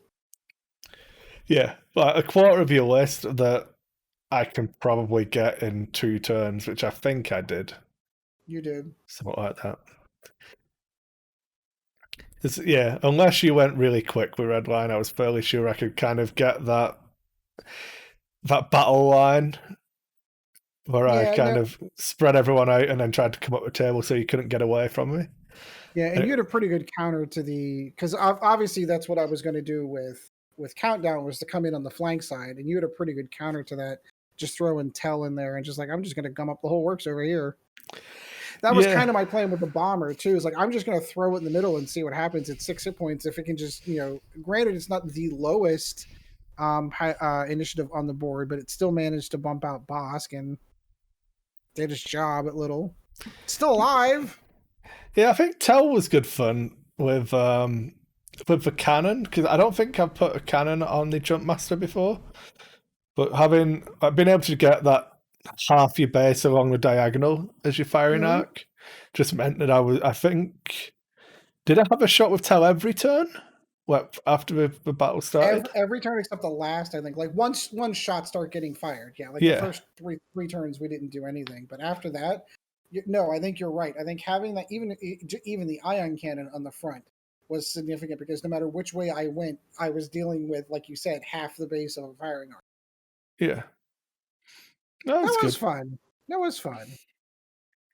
I do wish, like, having a bomber and the fat bomber, like, any bombs. Like, I loved having the Defender in the list, but I almost would have sacrificed having the bomber to have loaded Redline up with some anything at that juncture. Yeah.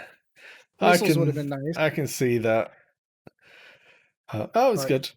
But alas, it was what it was. It was fun. Had a good time. So, what else should we talk about? That's what we've got. A little bit of time. Well, I'm more than willing to carry on a conversation. Can I have a 5-minute break for nature? Yeah, what I'll do is I'll stop the recording. But no, I'm going to truncate the silence, so it's okay. Yeah, do what you want. I'll write down a timestamp though, so we're 1:50. Yep, I'll even mute my mic so there is silence. I'm back. So out of sheer curiosity, I said, okay, so if I had played this hyperspace like you had done, what random list would I have gotten? Storm Squadron Ace, the TIE Advance, with precision ion engines, which would have been nice, and Ruthless. Planetary Sentinel, the Striker, with a hull upgrade. It's not bad. A Patrol Leader with Weapons Systems Officer, Cluster Mines, Dauntless, and Agent Callus. And Gideon Husk. That's not bad. Yeah, that would have been bad. That would have been an interesting list. I haven't flown a Defender a Decimator in some time. Yeah. That would have been fun. Well, it's always next time. When it's just the two of us, I think doing stupid stuff like this is probably a decent plan. Yeah, no, I agree completely. Shall I see if I can switch the scene? In fact, no, I'm going to cut this part out of the video anyway. It's fine. Look at the camera though, yeah. So, yeah. I think we are probably going to do... so when it's just the two of us, I think we could do this a little bit more often. Yeah, no, I agree completely. It's not like there's competitive X-Wing for us to talk about or anything like that anyway, so... Well, and that was something else I thought was interesting, is because I was looking at Vassal, like when I looked into the rooms, is like, I just had it up on the... It's good. When I joined, I thought that I had done something wrong, like installed the wrong update, because there was me and one other person and no active rooms. Holy I've never seen that logging onto Vassal, so I think just tabletop simulator. I think TTS with all the Gold Squadron events being on that, it must have just taken over. Oh. Is it any better? Well, it looks nicer for streaming. One of the things that I've always loved about Vassal is the fact that it's precise. So a 3 hard turn or 3 turn is always going to be a 3 turn. It always gets the measurements exact. It's legitimately X-Wing is a 2D game. It's horizontal and vertical. That's it. That's really all that happens. And the bases are all that genuinely matter. So I've always felt that Vassal was a very true to the game kind of translation. I mean, no one ever makes all their moves as perfect as it does, but overall, I've always felt that it was a really good simulation of the game. But TTS, I don't do you legitimately have to put the maneuver templates down, and is it nearly as precise? You're right, I could see it being prettier for streaming, but I don't know. Yeah, I'm not sure. It's a hard one. I think if I cared about production quality and that kind of stuff for the stream, obviously Dion, I think it's the correct choice for him. But I agree. For us, we both are more we're still both pretty slow on Vassal. So you know what I mean? I don't even want to realistically, neither one of us is going to spend 3 or 4 games outside of us recording to try and get used to TTS. So yeah, I'm just not interested. We kind of picked it up there towards the end. I mean, we were clunky in the beginning, but I feel like we started picking it up there towards the end. I just need to write down the shortcuts again for what I always use, but yeah. I need a little post-it note on the bottom if we're going to continue to do it. Yeah. So... all right, so do you want to do an official close to the... I thought we could do a flight deck now.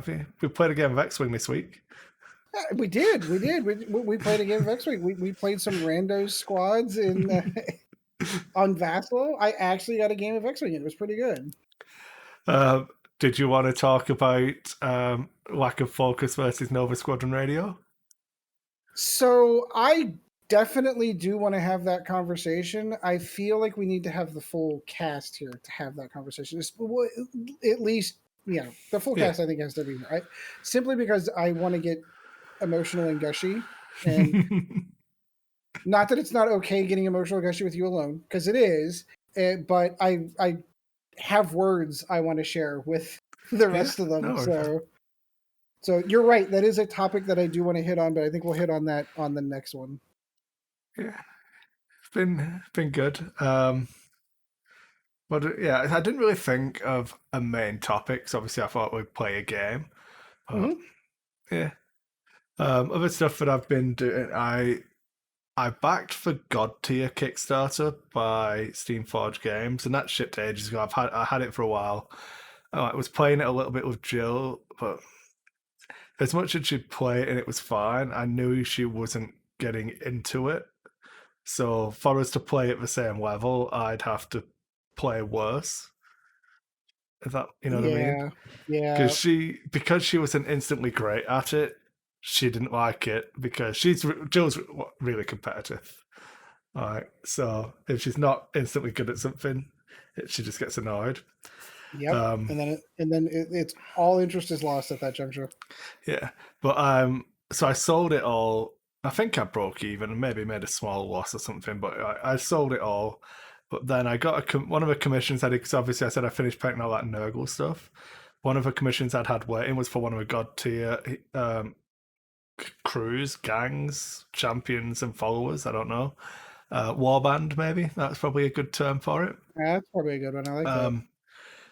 And I really enjoyed painting it. Actually, I was like, "Oh, these would be cool figures for D&D and stuff." I think I posted the pictures in the Discord. Maybe. Oh, I'll have to... Did I post it in the correct Discord? Painting. Yeah, that Minotaur person above Alan's stuff. If you scroll up. Oh, that's cool. Yeah. And I was like, these bandits would be pretty cool for D&D as well. Yeah, and then I was thinking about one of my friends, one of my friends, fine. It's acquaintances is probably a bit rude. It's never going to listen to a podcast, or some guy I know. I remember he listed his Kickstarter for like 150 Canadian, which was like crazy cheap. And I was like, I don't remember seeing anyone buying it. So I shot him a message like, would you take store credit? And he's like, yeah, okay. So I gave him $150 Sentry Box store credit, which effectively cost me about $100 Canadian. So I bought the entire lot back. So I've got like a giant box down here filled with God Tier again. So but the stuff that you got rid of, you bought back. Yeah, effectively. Were they at least painted? No, these are all unpainted. So a lot of it's still in shrink, like never opened. Oh, that's beautiful. Yeah, so I'm going to go through. I need to decide if I'm actually going to play God Tier or whether I am just going to take a few choice models and like use it for D&D or stuff like that. But yeah, painting that Minotaur was really good fun. I can imagine. That's a good looking model. I like that. Who does those?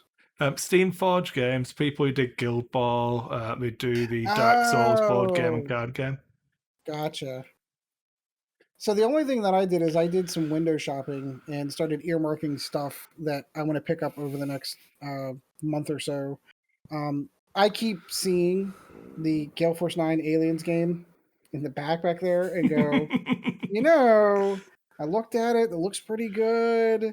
The models look pretty okay. So the Sentry Box might still have the pre-order exclusives available. What were those? Were those like let me look. I'll go and grab a box and show you. Sure. Makes for good podcast gold. Yeah, showing someone something on the podcast. Or assets and hazards. Oh, that's that one. So that was the pre-order exclusive? Yeah. I think it's all just tokens and stuff normally, but you get crates and face Oh, huggers that's and stuff, cool. sentry And guns and that's eggs. cool. Okay, because I was curious because I don't know if did you run any of the demos, play the game at all? I've not opened it yet. Still in shrink. So my plan is I've not opened anything I want to do content on because I want to do content on it. But I segmented my life. So first priority is get caught up on these painting commissions, so that they're not like hovering over me. Mm-hmm. Then it's sorting through garbage to sell. So we've tidied under the stairs in the basement once already. We did that last week. Got rid of a load more stuff. Binned a load of boxes for like because I keep all the boxes for everything. Like I'm the same way. the guy who I sold that graphics card to actually messed with. I thought you said this graphics card was used. So well, it was. All you missed out on was peeling the Yeah. plastic off the shiny bits. So about like he couldn't get it out of the box without tearing. You know how they have the cardboard where it folds over. So he Mm-hmm. thought it was new. I was like, no, it's definitely used. It's like, oh, I just look after my stuff and keep all the boxes. Yeah. I've Um, got my boxes for all my stuff sitting in there too. But that's more like a hey, if something goes wrong in the next 3 months, hardware wise, I can send it back. yeah. And so everything we'd sold already, or that like lights and stuff that we weren't going to keep, you know what I mean? Stuff that it wasn't relevant anymore. We cleared all that out. So I went on the night before the sentry boxes garbage is picked up and dumped all of recycling and work and everything and did all of Mm-hmm. that. So under the stairs is all organised. So this is all of the stuff out of the unfinished bathroom in the basement. I say unfinished, it's done, but we want to eventually put a shower down here as well. Gotcha. So the space that would have a shower in it is all painted and floored and everything, but we'll cut it out. But because it's dead space, it's just filled with boxes of crap. So that's all on the table at the minute. So Gotcha. that's next on the list after the commissions. And then once the commissions are done, it start making content again, which will be going through all of that. I've got a few RPG things I want to make content for. I've got plans to do more D&D content. So I'm a lot more comfortable on stuff that I could do, resolving player conflicts. Yeah, yeah. So buy more D&D content. You talking like another group?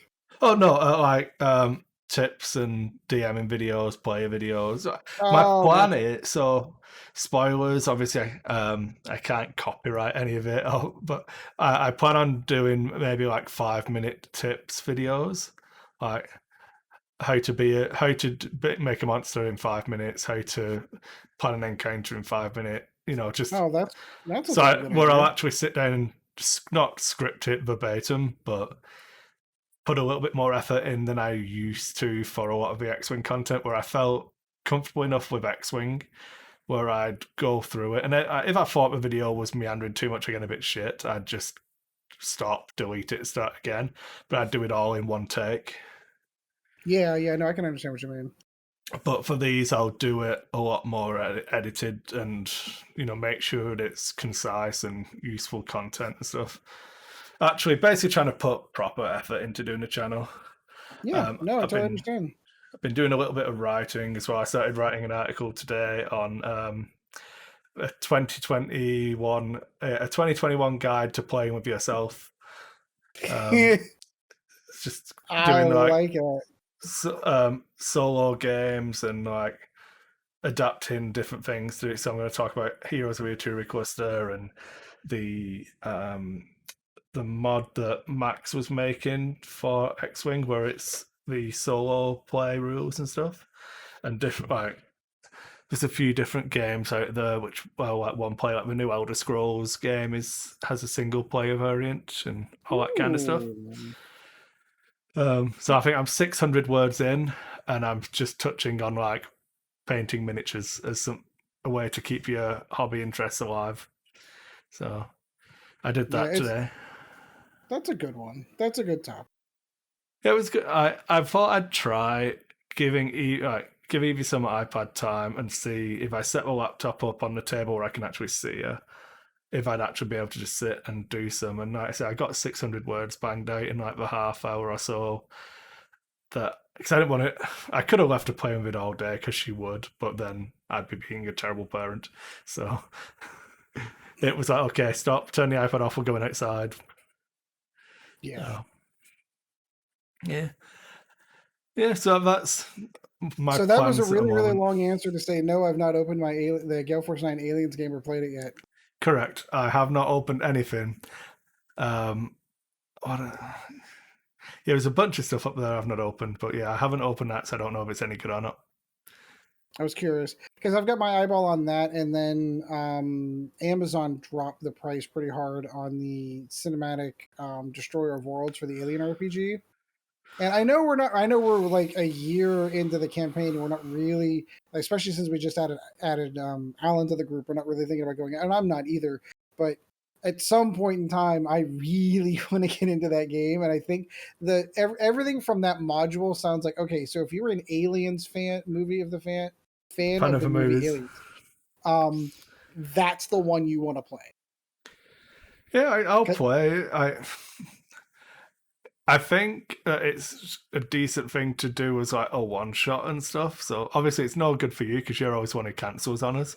But it's one you could suggest like next time someone can't play, we could run this instead, kind of thing. So I think Okay. you'd do a lot of it as theatre of the mind anyway, wouldn't you?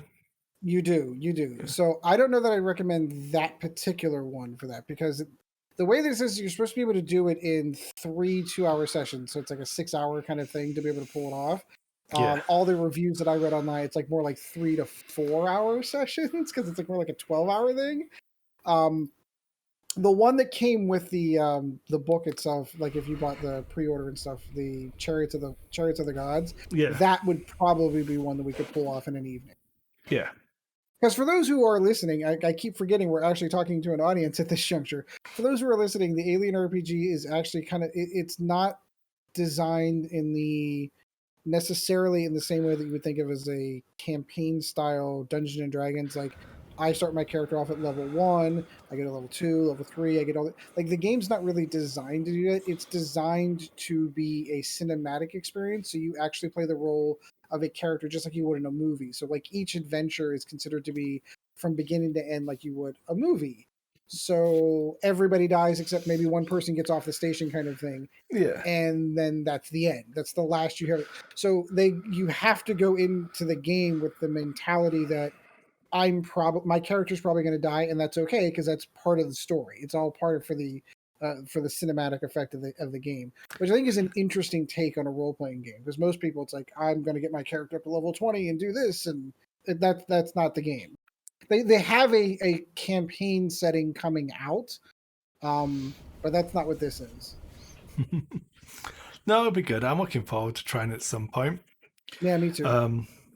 Right. Considering I bought all the pre-order stuff and I bought the damn special edition role-playing book that's sitting on my shelf, it looks pretty back there. What I would say is that I'm willing to like play on like a Sunday or a weekend or something if you want to slot it in somewhere. I'm probably not willing to run it at the moment just because I've got a lot of. So that was the other thing is I wasn't going to ask you to run it. Yeah. Because that's one of the downsides to running a D&D campaign for almost a year is at some point in time you just want to be like, you know what, I just want to fucking show up and play. So I'm playing anything. D&D again with Chris Allen and Zach and Ryan Farmer and stuff. We're playing on Sundays. So I've got a character. I'm playing a tiefling rogue, and we're getting shit rolled in Descent of Avernus at the moment. We're level 2. Right, we've just done our 3rd session, and like 3 players down, having to run away from a fight. So. Oh, lovely! Is it a homebrew campaign or is it? I think it's directly. Well, it's Descent into Avernus. I didn't catch that part. Yeah, but I don't think it's changed anything. Like we're speed running through the role playing parts of the intro because it's just why one of the players kind of hasn't played D&D ever, so he's getting the mechanics down of how to do combats and stuff.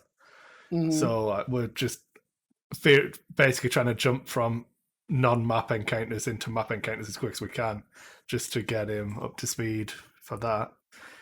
But yeah, it's been interesting. I'm not one of the characters who's down, and I plan on getting away with my hide intact. I will survive this, damn it. Yeah. So yeah, I'm getting to play. I'm enjoying running it. I'm trying to avoid railroading you guys into stuff, but it's hard to get that balance between giving you clear direction. So obviously it's a spoiler for people who are actually following along because we're 10 episodes behind. I want it to be 2 episodes behind, so I still need to try and get us caught up on that. But like, I've deliberately given you a specific set of items that would really help you with one of your problems. And it's like in game, quite specific, but I've given you this stuff to help. But I've also put in another hurdle of like, oh, this is a problem that probably needs dealing with quickly. And then no spoilers, but on Monday there might be a complete other tangent, which I've dropped hints at already, that will have a payoff, which won't feature either of the other 2 things. So then you'll have something new is getting added every session, and you're not getting to solve any of the old ones. So you guys are eventually going to have to pick something, and no, we are going to ignore this threat. This thing can play out, because at the moment you're just fighting fires of what I put in front of you. So. Well, yeah. So Kris and I had a conversation, I want to say when we started doing the campaign, on some of his DM style. And one of his things is that there are things going on whether you address them or not. Yeah. So if you don't happen to be in the right part of town or don't have the right conversation with someone, you don't pick up on a clue of something that's going on over X, Y, and Z, that all still happens, just like it would in the real world. Like, just because you weren't there doesn't mean it didn't happen. They're not triggered cinematics in a video game. It's going to happen whether you're there for it or not, and whether you choose to interfere or not.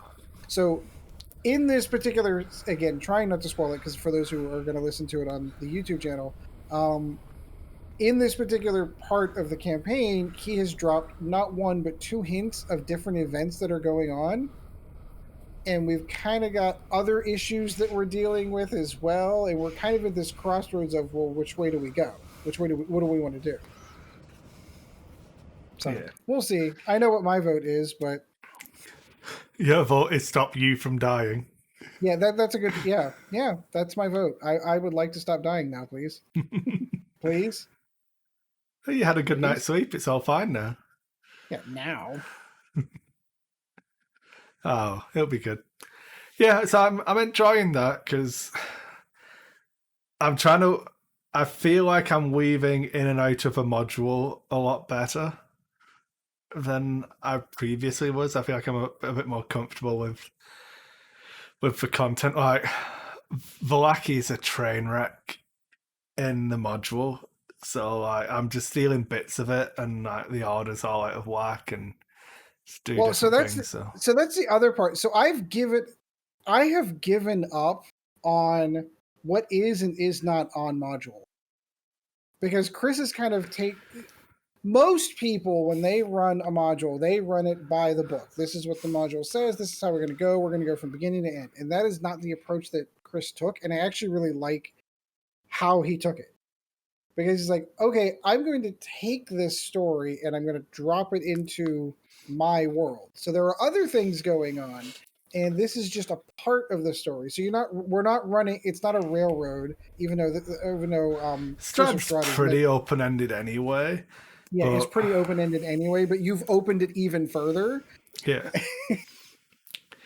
Yeah, like these episodes are out, so you can go listen. It's like the first couple of episodes that the first couple of the sessions where we did Town Simulator. We're getting a house. We're getting the maid. We're getting all the old Sean furniture goes and out. orders some beef jerky, calls back in, see if that's been picked up. Yeah, like legitimately, that was the first. I was unfortunate. We did the ultimate. I don't want to spoil it. So we ended up doing with something that always ends up happening in every campaign is you have one session that you feel is just like, all right, it's time. Everybody has to do this, so let's do this, and it takes up the whole session. Yeah. I don't want to spoil it. No, it's fine. Last session was a bit weird because I wanted to do the shopping the session before. Oh, you're going to say you went ahead and spoiled it. Fine. Yeah, we did Shopping Simulator in the last episode, where it was legitimately we're going to go and sell all this stuff. We've got all this stuff we've been collecting for legitimately the campaign's been running for almost a year, and we've just not gotten rid of anything. Yeah. So we had to sell off a whole bunch of crap, and there's some good crap here. We went to buy more crap. Like that was the entire session. I said, it's hard because some internal strife. Let's not forget internal strife. Let's add that in for interesting. For shits and giggles. It was interesting. I do think a large part of that was as not everyone was in the game at the same time. As in, like, we didn't have a session 0 with all of the players. Maybe. I know. So generally, if I was running it face to face, and all 5 of the players who are currently playing were at the table, I don't think what happened last session would have happened because it would have been addressed ahead of time. Yeah, maybe, but it is what it is. Yeah, we'll get through it and be better for it on the other side. It's fine. Ultimately, the worst case scenario is we end up finding a new 5th player again.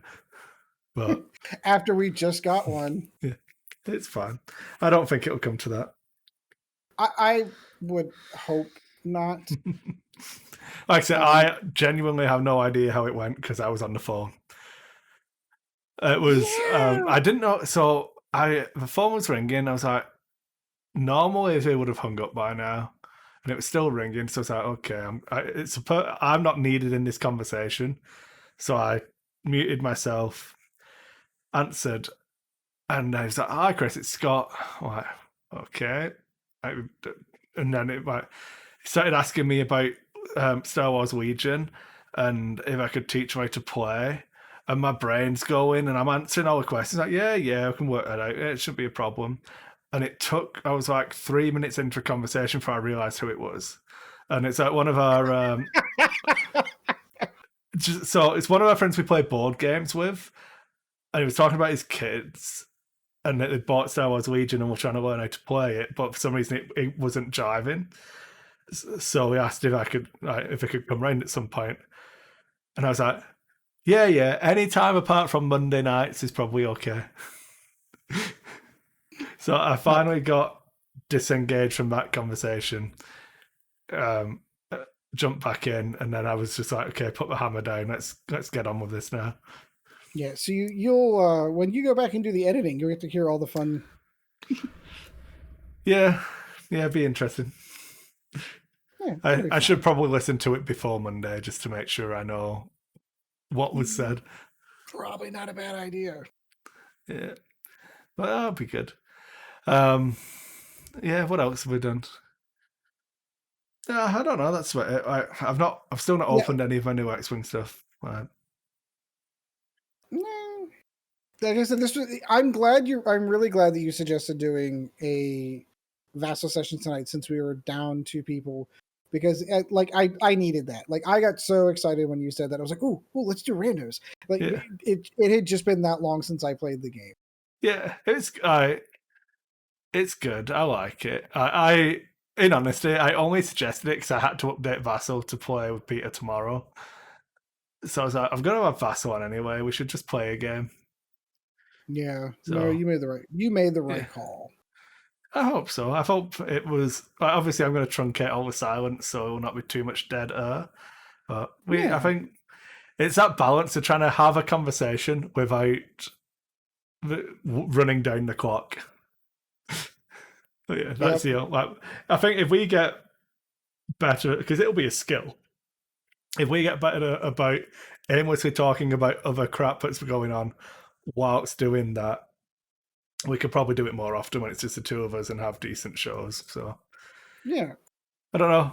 I'm thinking of the give us added listener benefit. feedback.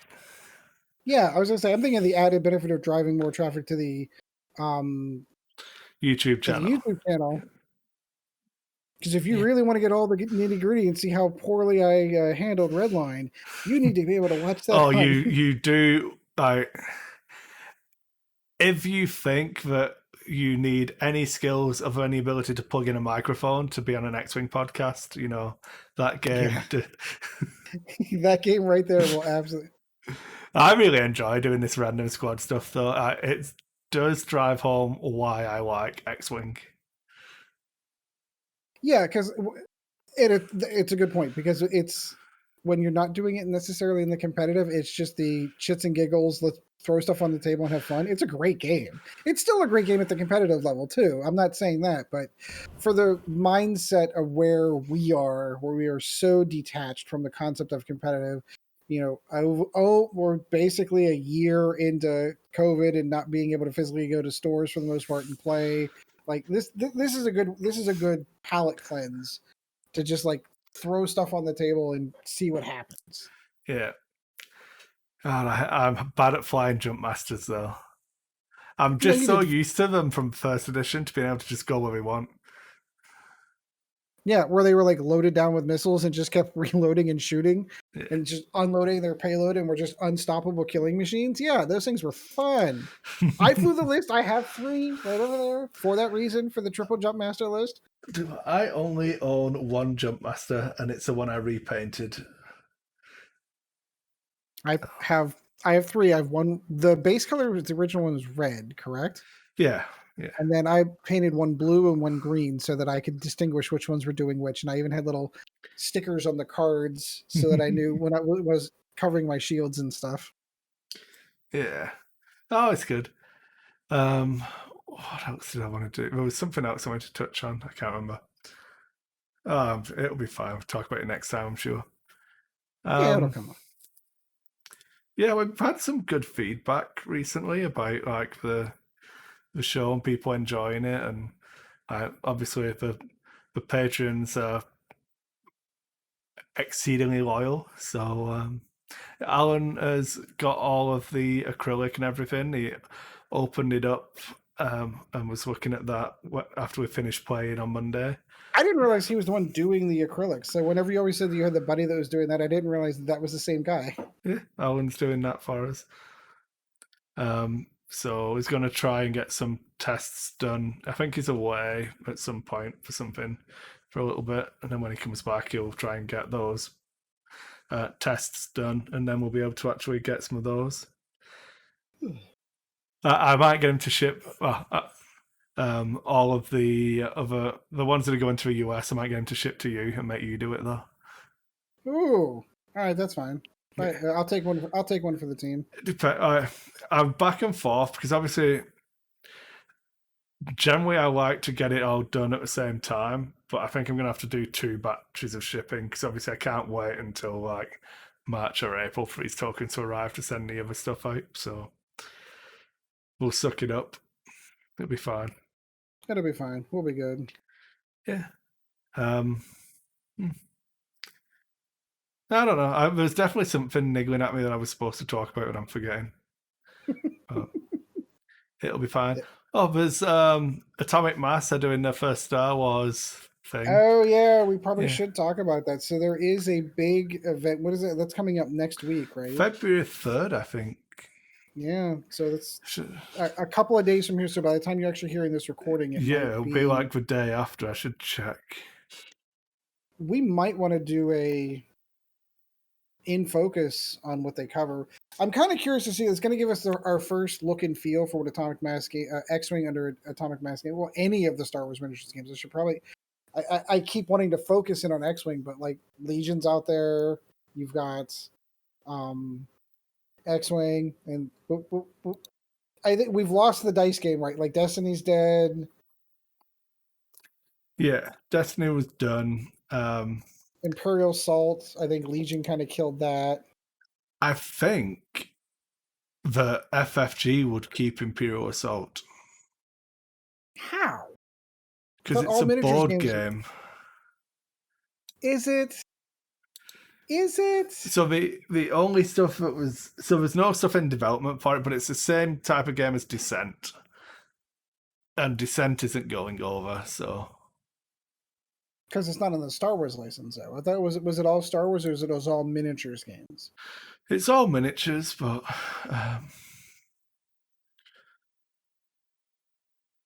I mean, maybe you're right. I mean, have they done anything with Imperial No, Salt? I mean, they said officially that there is no physical products in development. Right. So there might be like app-based stuff for the campaigns, but... Yeah, that's kind of what I'm getting at. Like, so for all intents and purposes, that game's dead. Which is a shame, because I know a lot of people... We prefer the term complete, Ed. Complete. It's a complete game. It's not dead. So, this actually, if we want to go, this kind of goes full circle. So, the reason why the Nova Squadron guys originally got into X-Wing was because Roy and Chris and all those guys were really into the Wizards of the Coast Star Wars miniatures game. And when they lost the license and FFG picked up X-Wing, they just kind of like, for a brief period of time, tried to keep the miniatures game afloat. I've been there. I have so many games that are back here that are dead games, that are games that were out there and we tried to continue to play, but once a game dies and there's no more support for it, it's weird to me that like the interest drops off. Like there's nothing in the world stopping me from asking Chris to play old first edition Dungeons and Dragons. We're not. Oh, there is. The fact that I tell you to fuck off. Well, there's that too. I mean, no, in fact, no, I will play a game of first edition Dungeons and Dragons with you. But I am only going to play one character, and if they die, I'm done. So I don't. What do you want to do with the other like 2.5 hours of our 3-hour session? Yeah, exactly.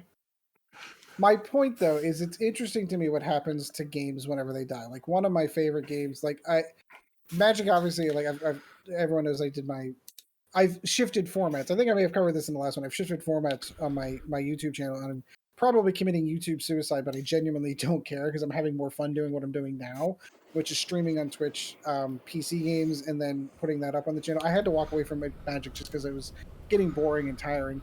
My second favorite collectible card game was the Star Wars CCG, which I would have liked that game. I liked the format of the game. I would have liked that game if it would have been just generic sci-fi universe, which is what Decipher ended up ultimately in the end doing with that game system.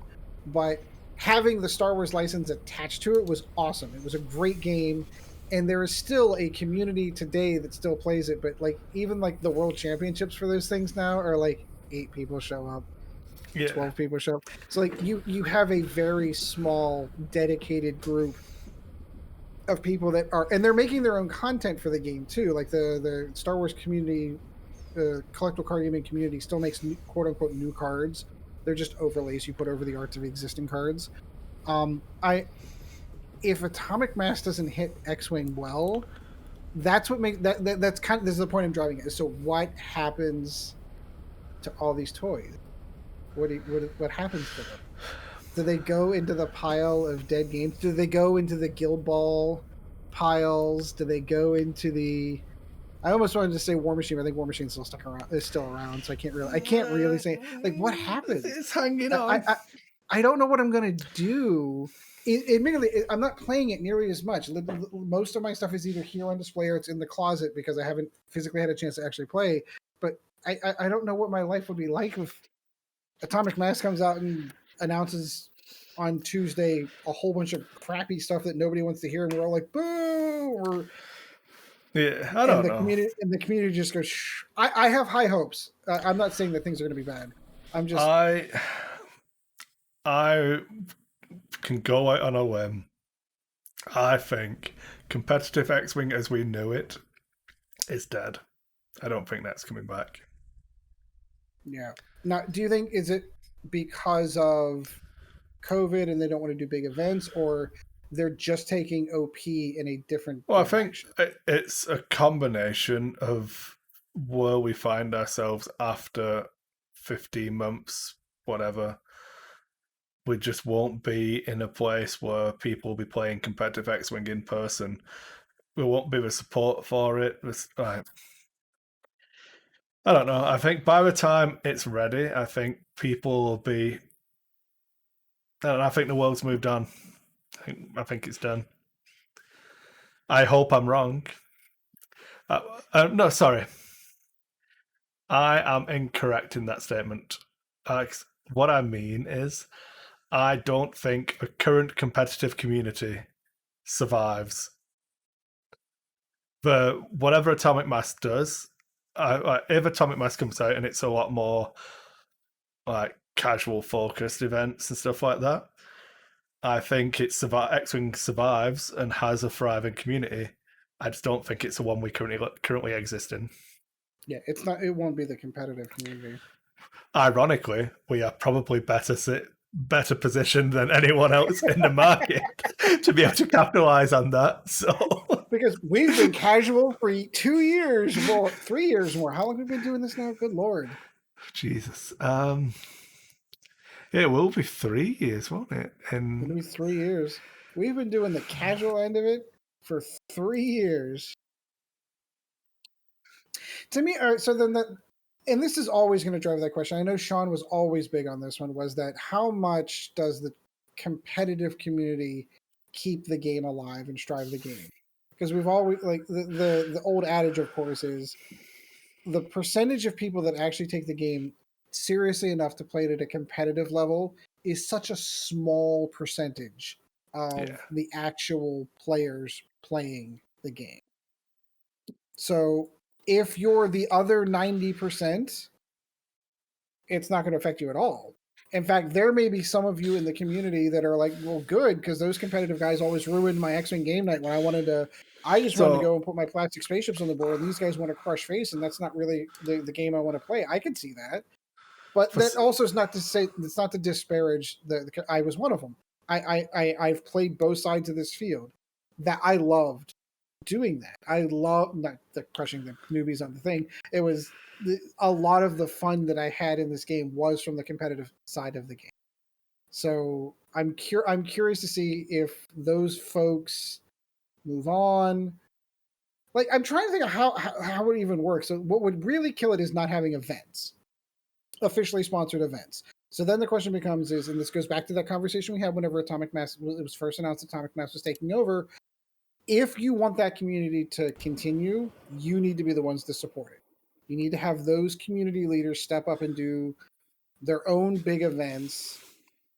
Yeah. And it will still survive. I was actually talking, because obviously we kind of threw them under the bus on here anyway, but I was actually talking to Ryan Farmer about it and like saying that I think it's got to be people like Farmer runs the hub of X-Wing now in the Fly Better group on Facebook. Now that the FFG forums are dead, you've got the Discord and the Fly Better group. Mm-hmm. So I wouldn't use the term throw under the bus. I'd say when everyone was, all right, someone needs to step up. We just took 2 steps back and left him standing there, and him and Dion, and they're looking around going, "Ah, shit, I guess it's us." Well, I'm. What was it? Yeah, I still am an admin on the Star Wars X-Wing Miniatures game Facebook page. I still have no idea how I ended up with ownership of that page. You own it? I do. That is my page. So, because it was Roy and somebody else, wasn't it? So, is it just me and you now? It's just me and you. Oh, okay. To my knowledge. Because the one that always threw me off, like, because I've never touched that page, because I always thought it was an official page. For the longest time, I thought it was an official page. I know. I get a lot of messages because I'm the person who answers all the messages apparently on that. So we should actually sit down and talk about this actually, because if you are the owner of our changes that I'm now willing to make, but I didn't because I know it was Roy and someone else. But yeah, we should because there's 27 1,000 people like that page. Still. Yeah, yes. So let me verify. I will go into what did they rename the app? Business. Oh, we don't need to do it now. There's no because I avoid doing a lot of stuff on that because I didn't I only knew Roy and I knew it wasn't Roy's page, so I didn't do a lot of stuff. How can you tell if you are the owner of this page? I don't. I've not even looked at it. So let's have a look. People. Oh, that's not what I want. Settings, page info, notification, page roles. There we go. Oh no, Roy is still listed as the admin. You and I are listed as editors. Yeah. Okay. So it is Roy. Yeah. So that's what I mean. Okay, I won't. I thought that Roy had relinquished control of that. Yeah. But yeah, it's still like, well, we get 1,000 views an episode. Like, so, I mean, our episodes automatically post to that page, but unfortunately, like, the only content on that page seems to be our episodes. Yeah. So I just feel bad that I do a decent amount of like trying to share news, but I should probably do more. But between that and a rules question page, it's fucking. Well, that thing's like a snake pit. I just like, all right, so yeah, it's fine.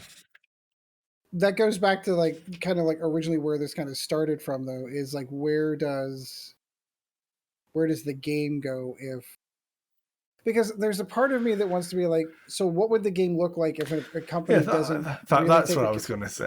Yeah, sorry, I still get messages on that, so I still respond to inbox comments on that page of people talking about, I bought this first edition core set, is there anywhere I can get other stuff for it? Like, people just want to play with the toys. It's like no one cares. They're not interested in the competitive scene. It's not. Right. Yeah. So. Yeah, no, that makes sense. But the point that I was trying to arrive at is, well, what would the game look like if it was being run by a company that doesn't take the competitive community?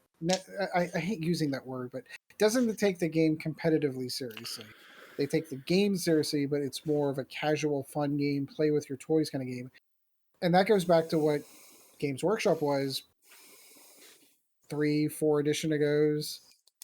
Second edition, third edition, fourth edition. They tried to get serious about competitive in fifth edition and couldn't keep up. And then they kind of like let the reins go. Eighth, and ninth edition, they did really, really well. My point being is, I know what it's like to play a game that you love, run by a company that doesn't really consider competitive balance and really care all that much. As long as you're buying the toys and having fun, what difference does it make, kind of thing. That could be the future that we're looking at for the game. And the game, and my point is that 40K still thrived in that environment. It was just, you had to police your own. The community policed itself. Yeah. So it's still plausible that there could be a thriving competitive community if Atomic Mass Games comes out on, what is it, Tuesday, Wednesday, whatever day it is, and says, this is a direction shift we're doing with OP. So it's not the end of the world if they say that. So I was just messing around with a video, and apparently I have a filter on it for some reason. So I'd like cut out half of your face because of color matching. I fixed it now. All right. We're not on video for this one, are we? Just because I'd left a recording on it, so I can actually make sure it's still working and also look at you. Oh, gotcha. So always producing in the background. Absolutely. Yeah, so the only weird thing I thought I'd just touch on, because I think it's funny. I backed one of the Wormwood Kickstarters, and it arrived this week, and they sent me some D20s that are, what do you call them? Like extreme dice or something. So it doesn't go 1 to 20. It's got more, it's weighted to the bottom and top ends. So there's 3 20s and 3 1s on it. Yeah. And it's like, oh, if you average it out, it's the same. But it's like, is it though? Is it though? Is it? Because I'm pretty sure if you need a 30 to succeed, this is probably a better odds of getting it. So I just find it amusing that like people think it's okay. Oh, but you roll a 1 just as much as you roll a 20. Yeah. But if the only way you can succeed is rolling a 20, having 3 20s on there. Oh yeah. That's interesting. I've seen some other stuff before. It looked really cool. Yeah, well, I got a couple of sets of dice that I wanted, just weird coloured ones, and then one of the little wooden boxes because it smells nice. Oh yeah, no. Yeah. Again, feels like a pretty fucking stupid purchase now that no one can play in person. So, but hey ho, I didn't expect the world to still be ending. I've got metal dice up right behind me that I'm waiting to roll in person with a live human being at some point in time. Yeah, I know. Oh, It'll I suppose happen. I should let you go. It's getting late. I think Oh wow, I we're didn't even about see the done. time. It's good. We're just chatting. It's good. It's nice. Yeah. All right. Well, I guess you got some cleanup you should do. Yeah, so thanks for listening, everyone. Hope you enjoyed me and Ed waxing lyrical at each other for a little while. You can reach out to us at lackoffocuspodcast@gmail.com. You can follow us on Facebook at Lack of Focus Podcast. You can check out the YouTube video for this episode, which will be the Dice Hate YouTube channel. You could and should join us on Discord, where you can chat with us and hassle me to play you on Vassal, like I'm doing with Peter, and he gets special treatment because he's a patron, so I can't even say no when he asks. That's right. It's the You're best. required. Yeah, all part of the service we offer. Give me $1 an episode, and I will play X-Wing with you whenever you want, within You reason. whore. You whore. I You're a don't know. good kind, though. You're the good. I don't disagree. It's just like it's not like I'm doing it for the money. It's not like it's a special Patreon tier. Like it pays $50 an episode or $50 a month, and you get Kris X-Wing games on demand. It's what you throw us $1 once 7 years ago. Cool. What do you want, man? What can I do for you? Yeah, let's play Need a a game. kidney? Oh. Yeah. All right. So I think that's gonna do it. Do you want to do the old email address? How to get us or I? Did I do Facebook? Yeah, I did Facebook. Email. You could, if you want to be a patron and give us money, you can at Lack of Focus Podcast on Patreon. That one is done per episode, so we only charge for our our fortnightly podcast. We don't charge for any extra content we do, like the D&D episodes and our In Focus stuff. We don't charge for those. So theoretically, you should get charged twice a month. Occasionally, I think it's 3 times, but you can set a maximum, and I suggest you do so. Yeah, anything like that helps. Just pay for the editing software, the hosting. I think we're at the point now where the Adobe suite is paid for, so all we have to do is get a few more patrons to cover the SoundCloud and the Podbean, and then theoretically we break even on doing the podcast.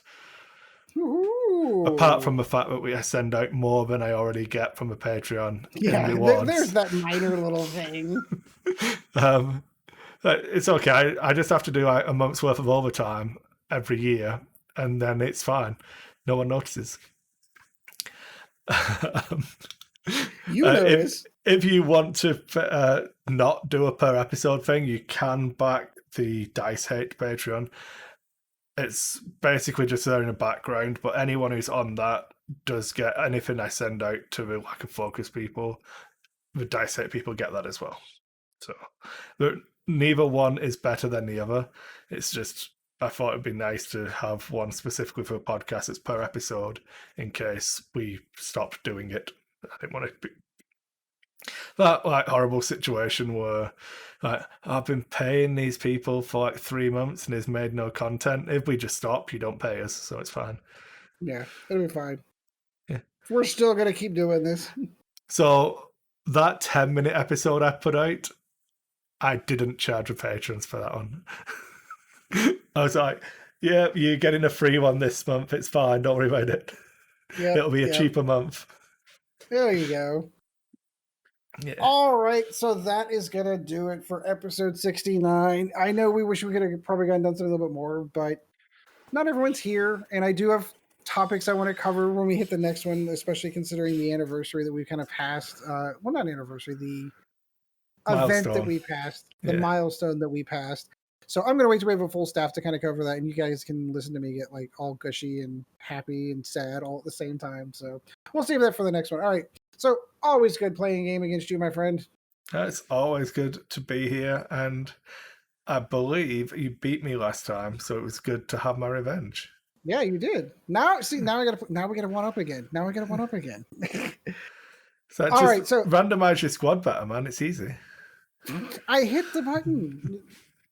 So I don't know how much of this is going to actually get onto the show, what you're going to edit out, what you're not. But what I did is, well, we took a break in the middle here. I'm going to leave that bit in. It's fine. Oh, you are going to leave that bit in? Yeah. Then yeah. So I had a randomly generated squad. I'm like, oh, that would have been fun because I didn't realize the hyperspace restrictions is what we should. And those ships had damned upgrades. All right, so that's going to do it. That's going to do it for this one. Thanks so much for tuning in, guys. And as always, fly casual. Thank you once again for joining the Lack of Focus X-Wing podcast. Check out Dice Hate Productions for all the latest episodes, and we'll be looking forward to seeing you again next episode.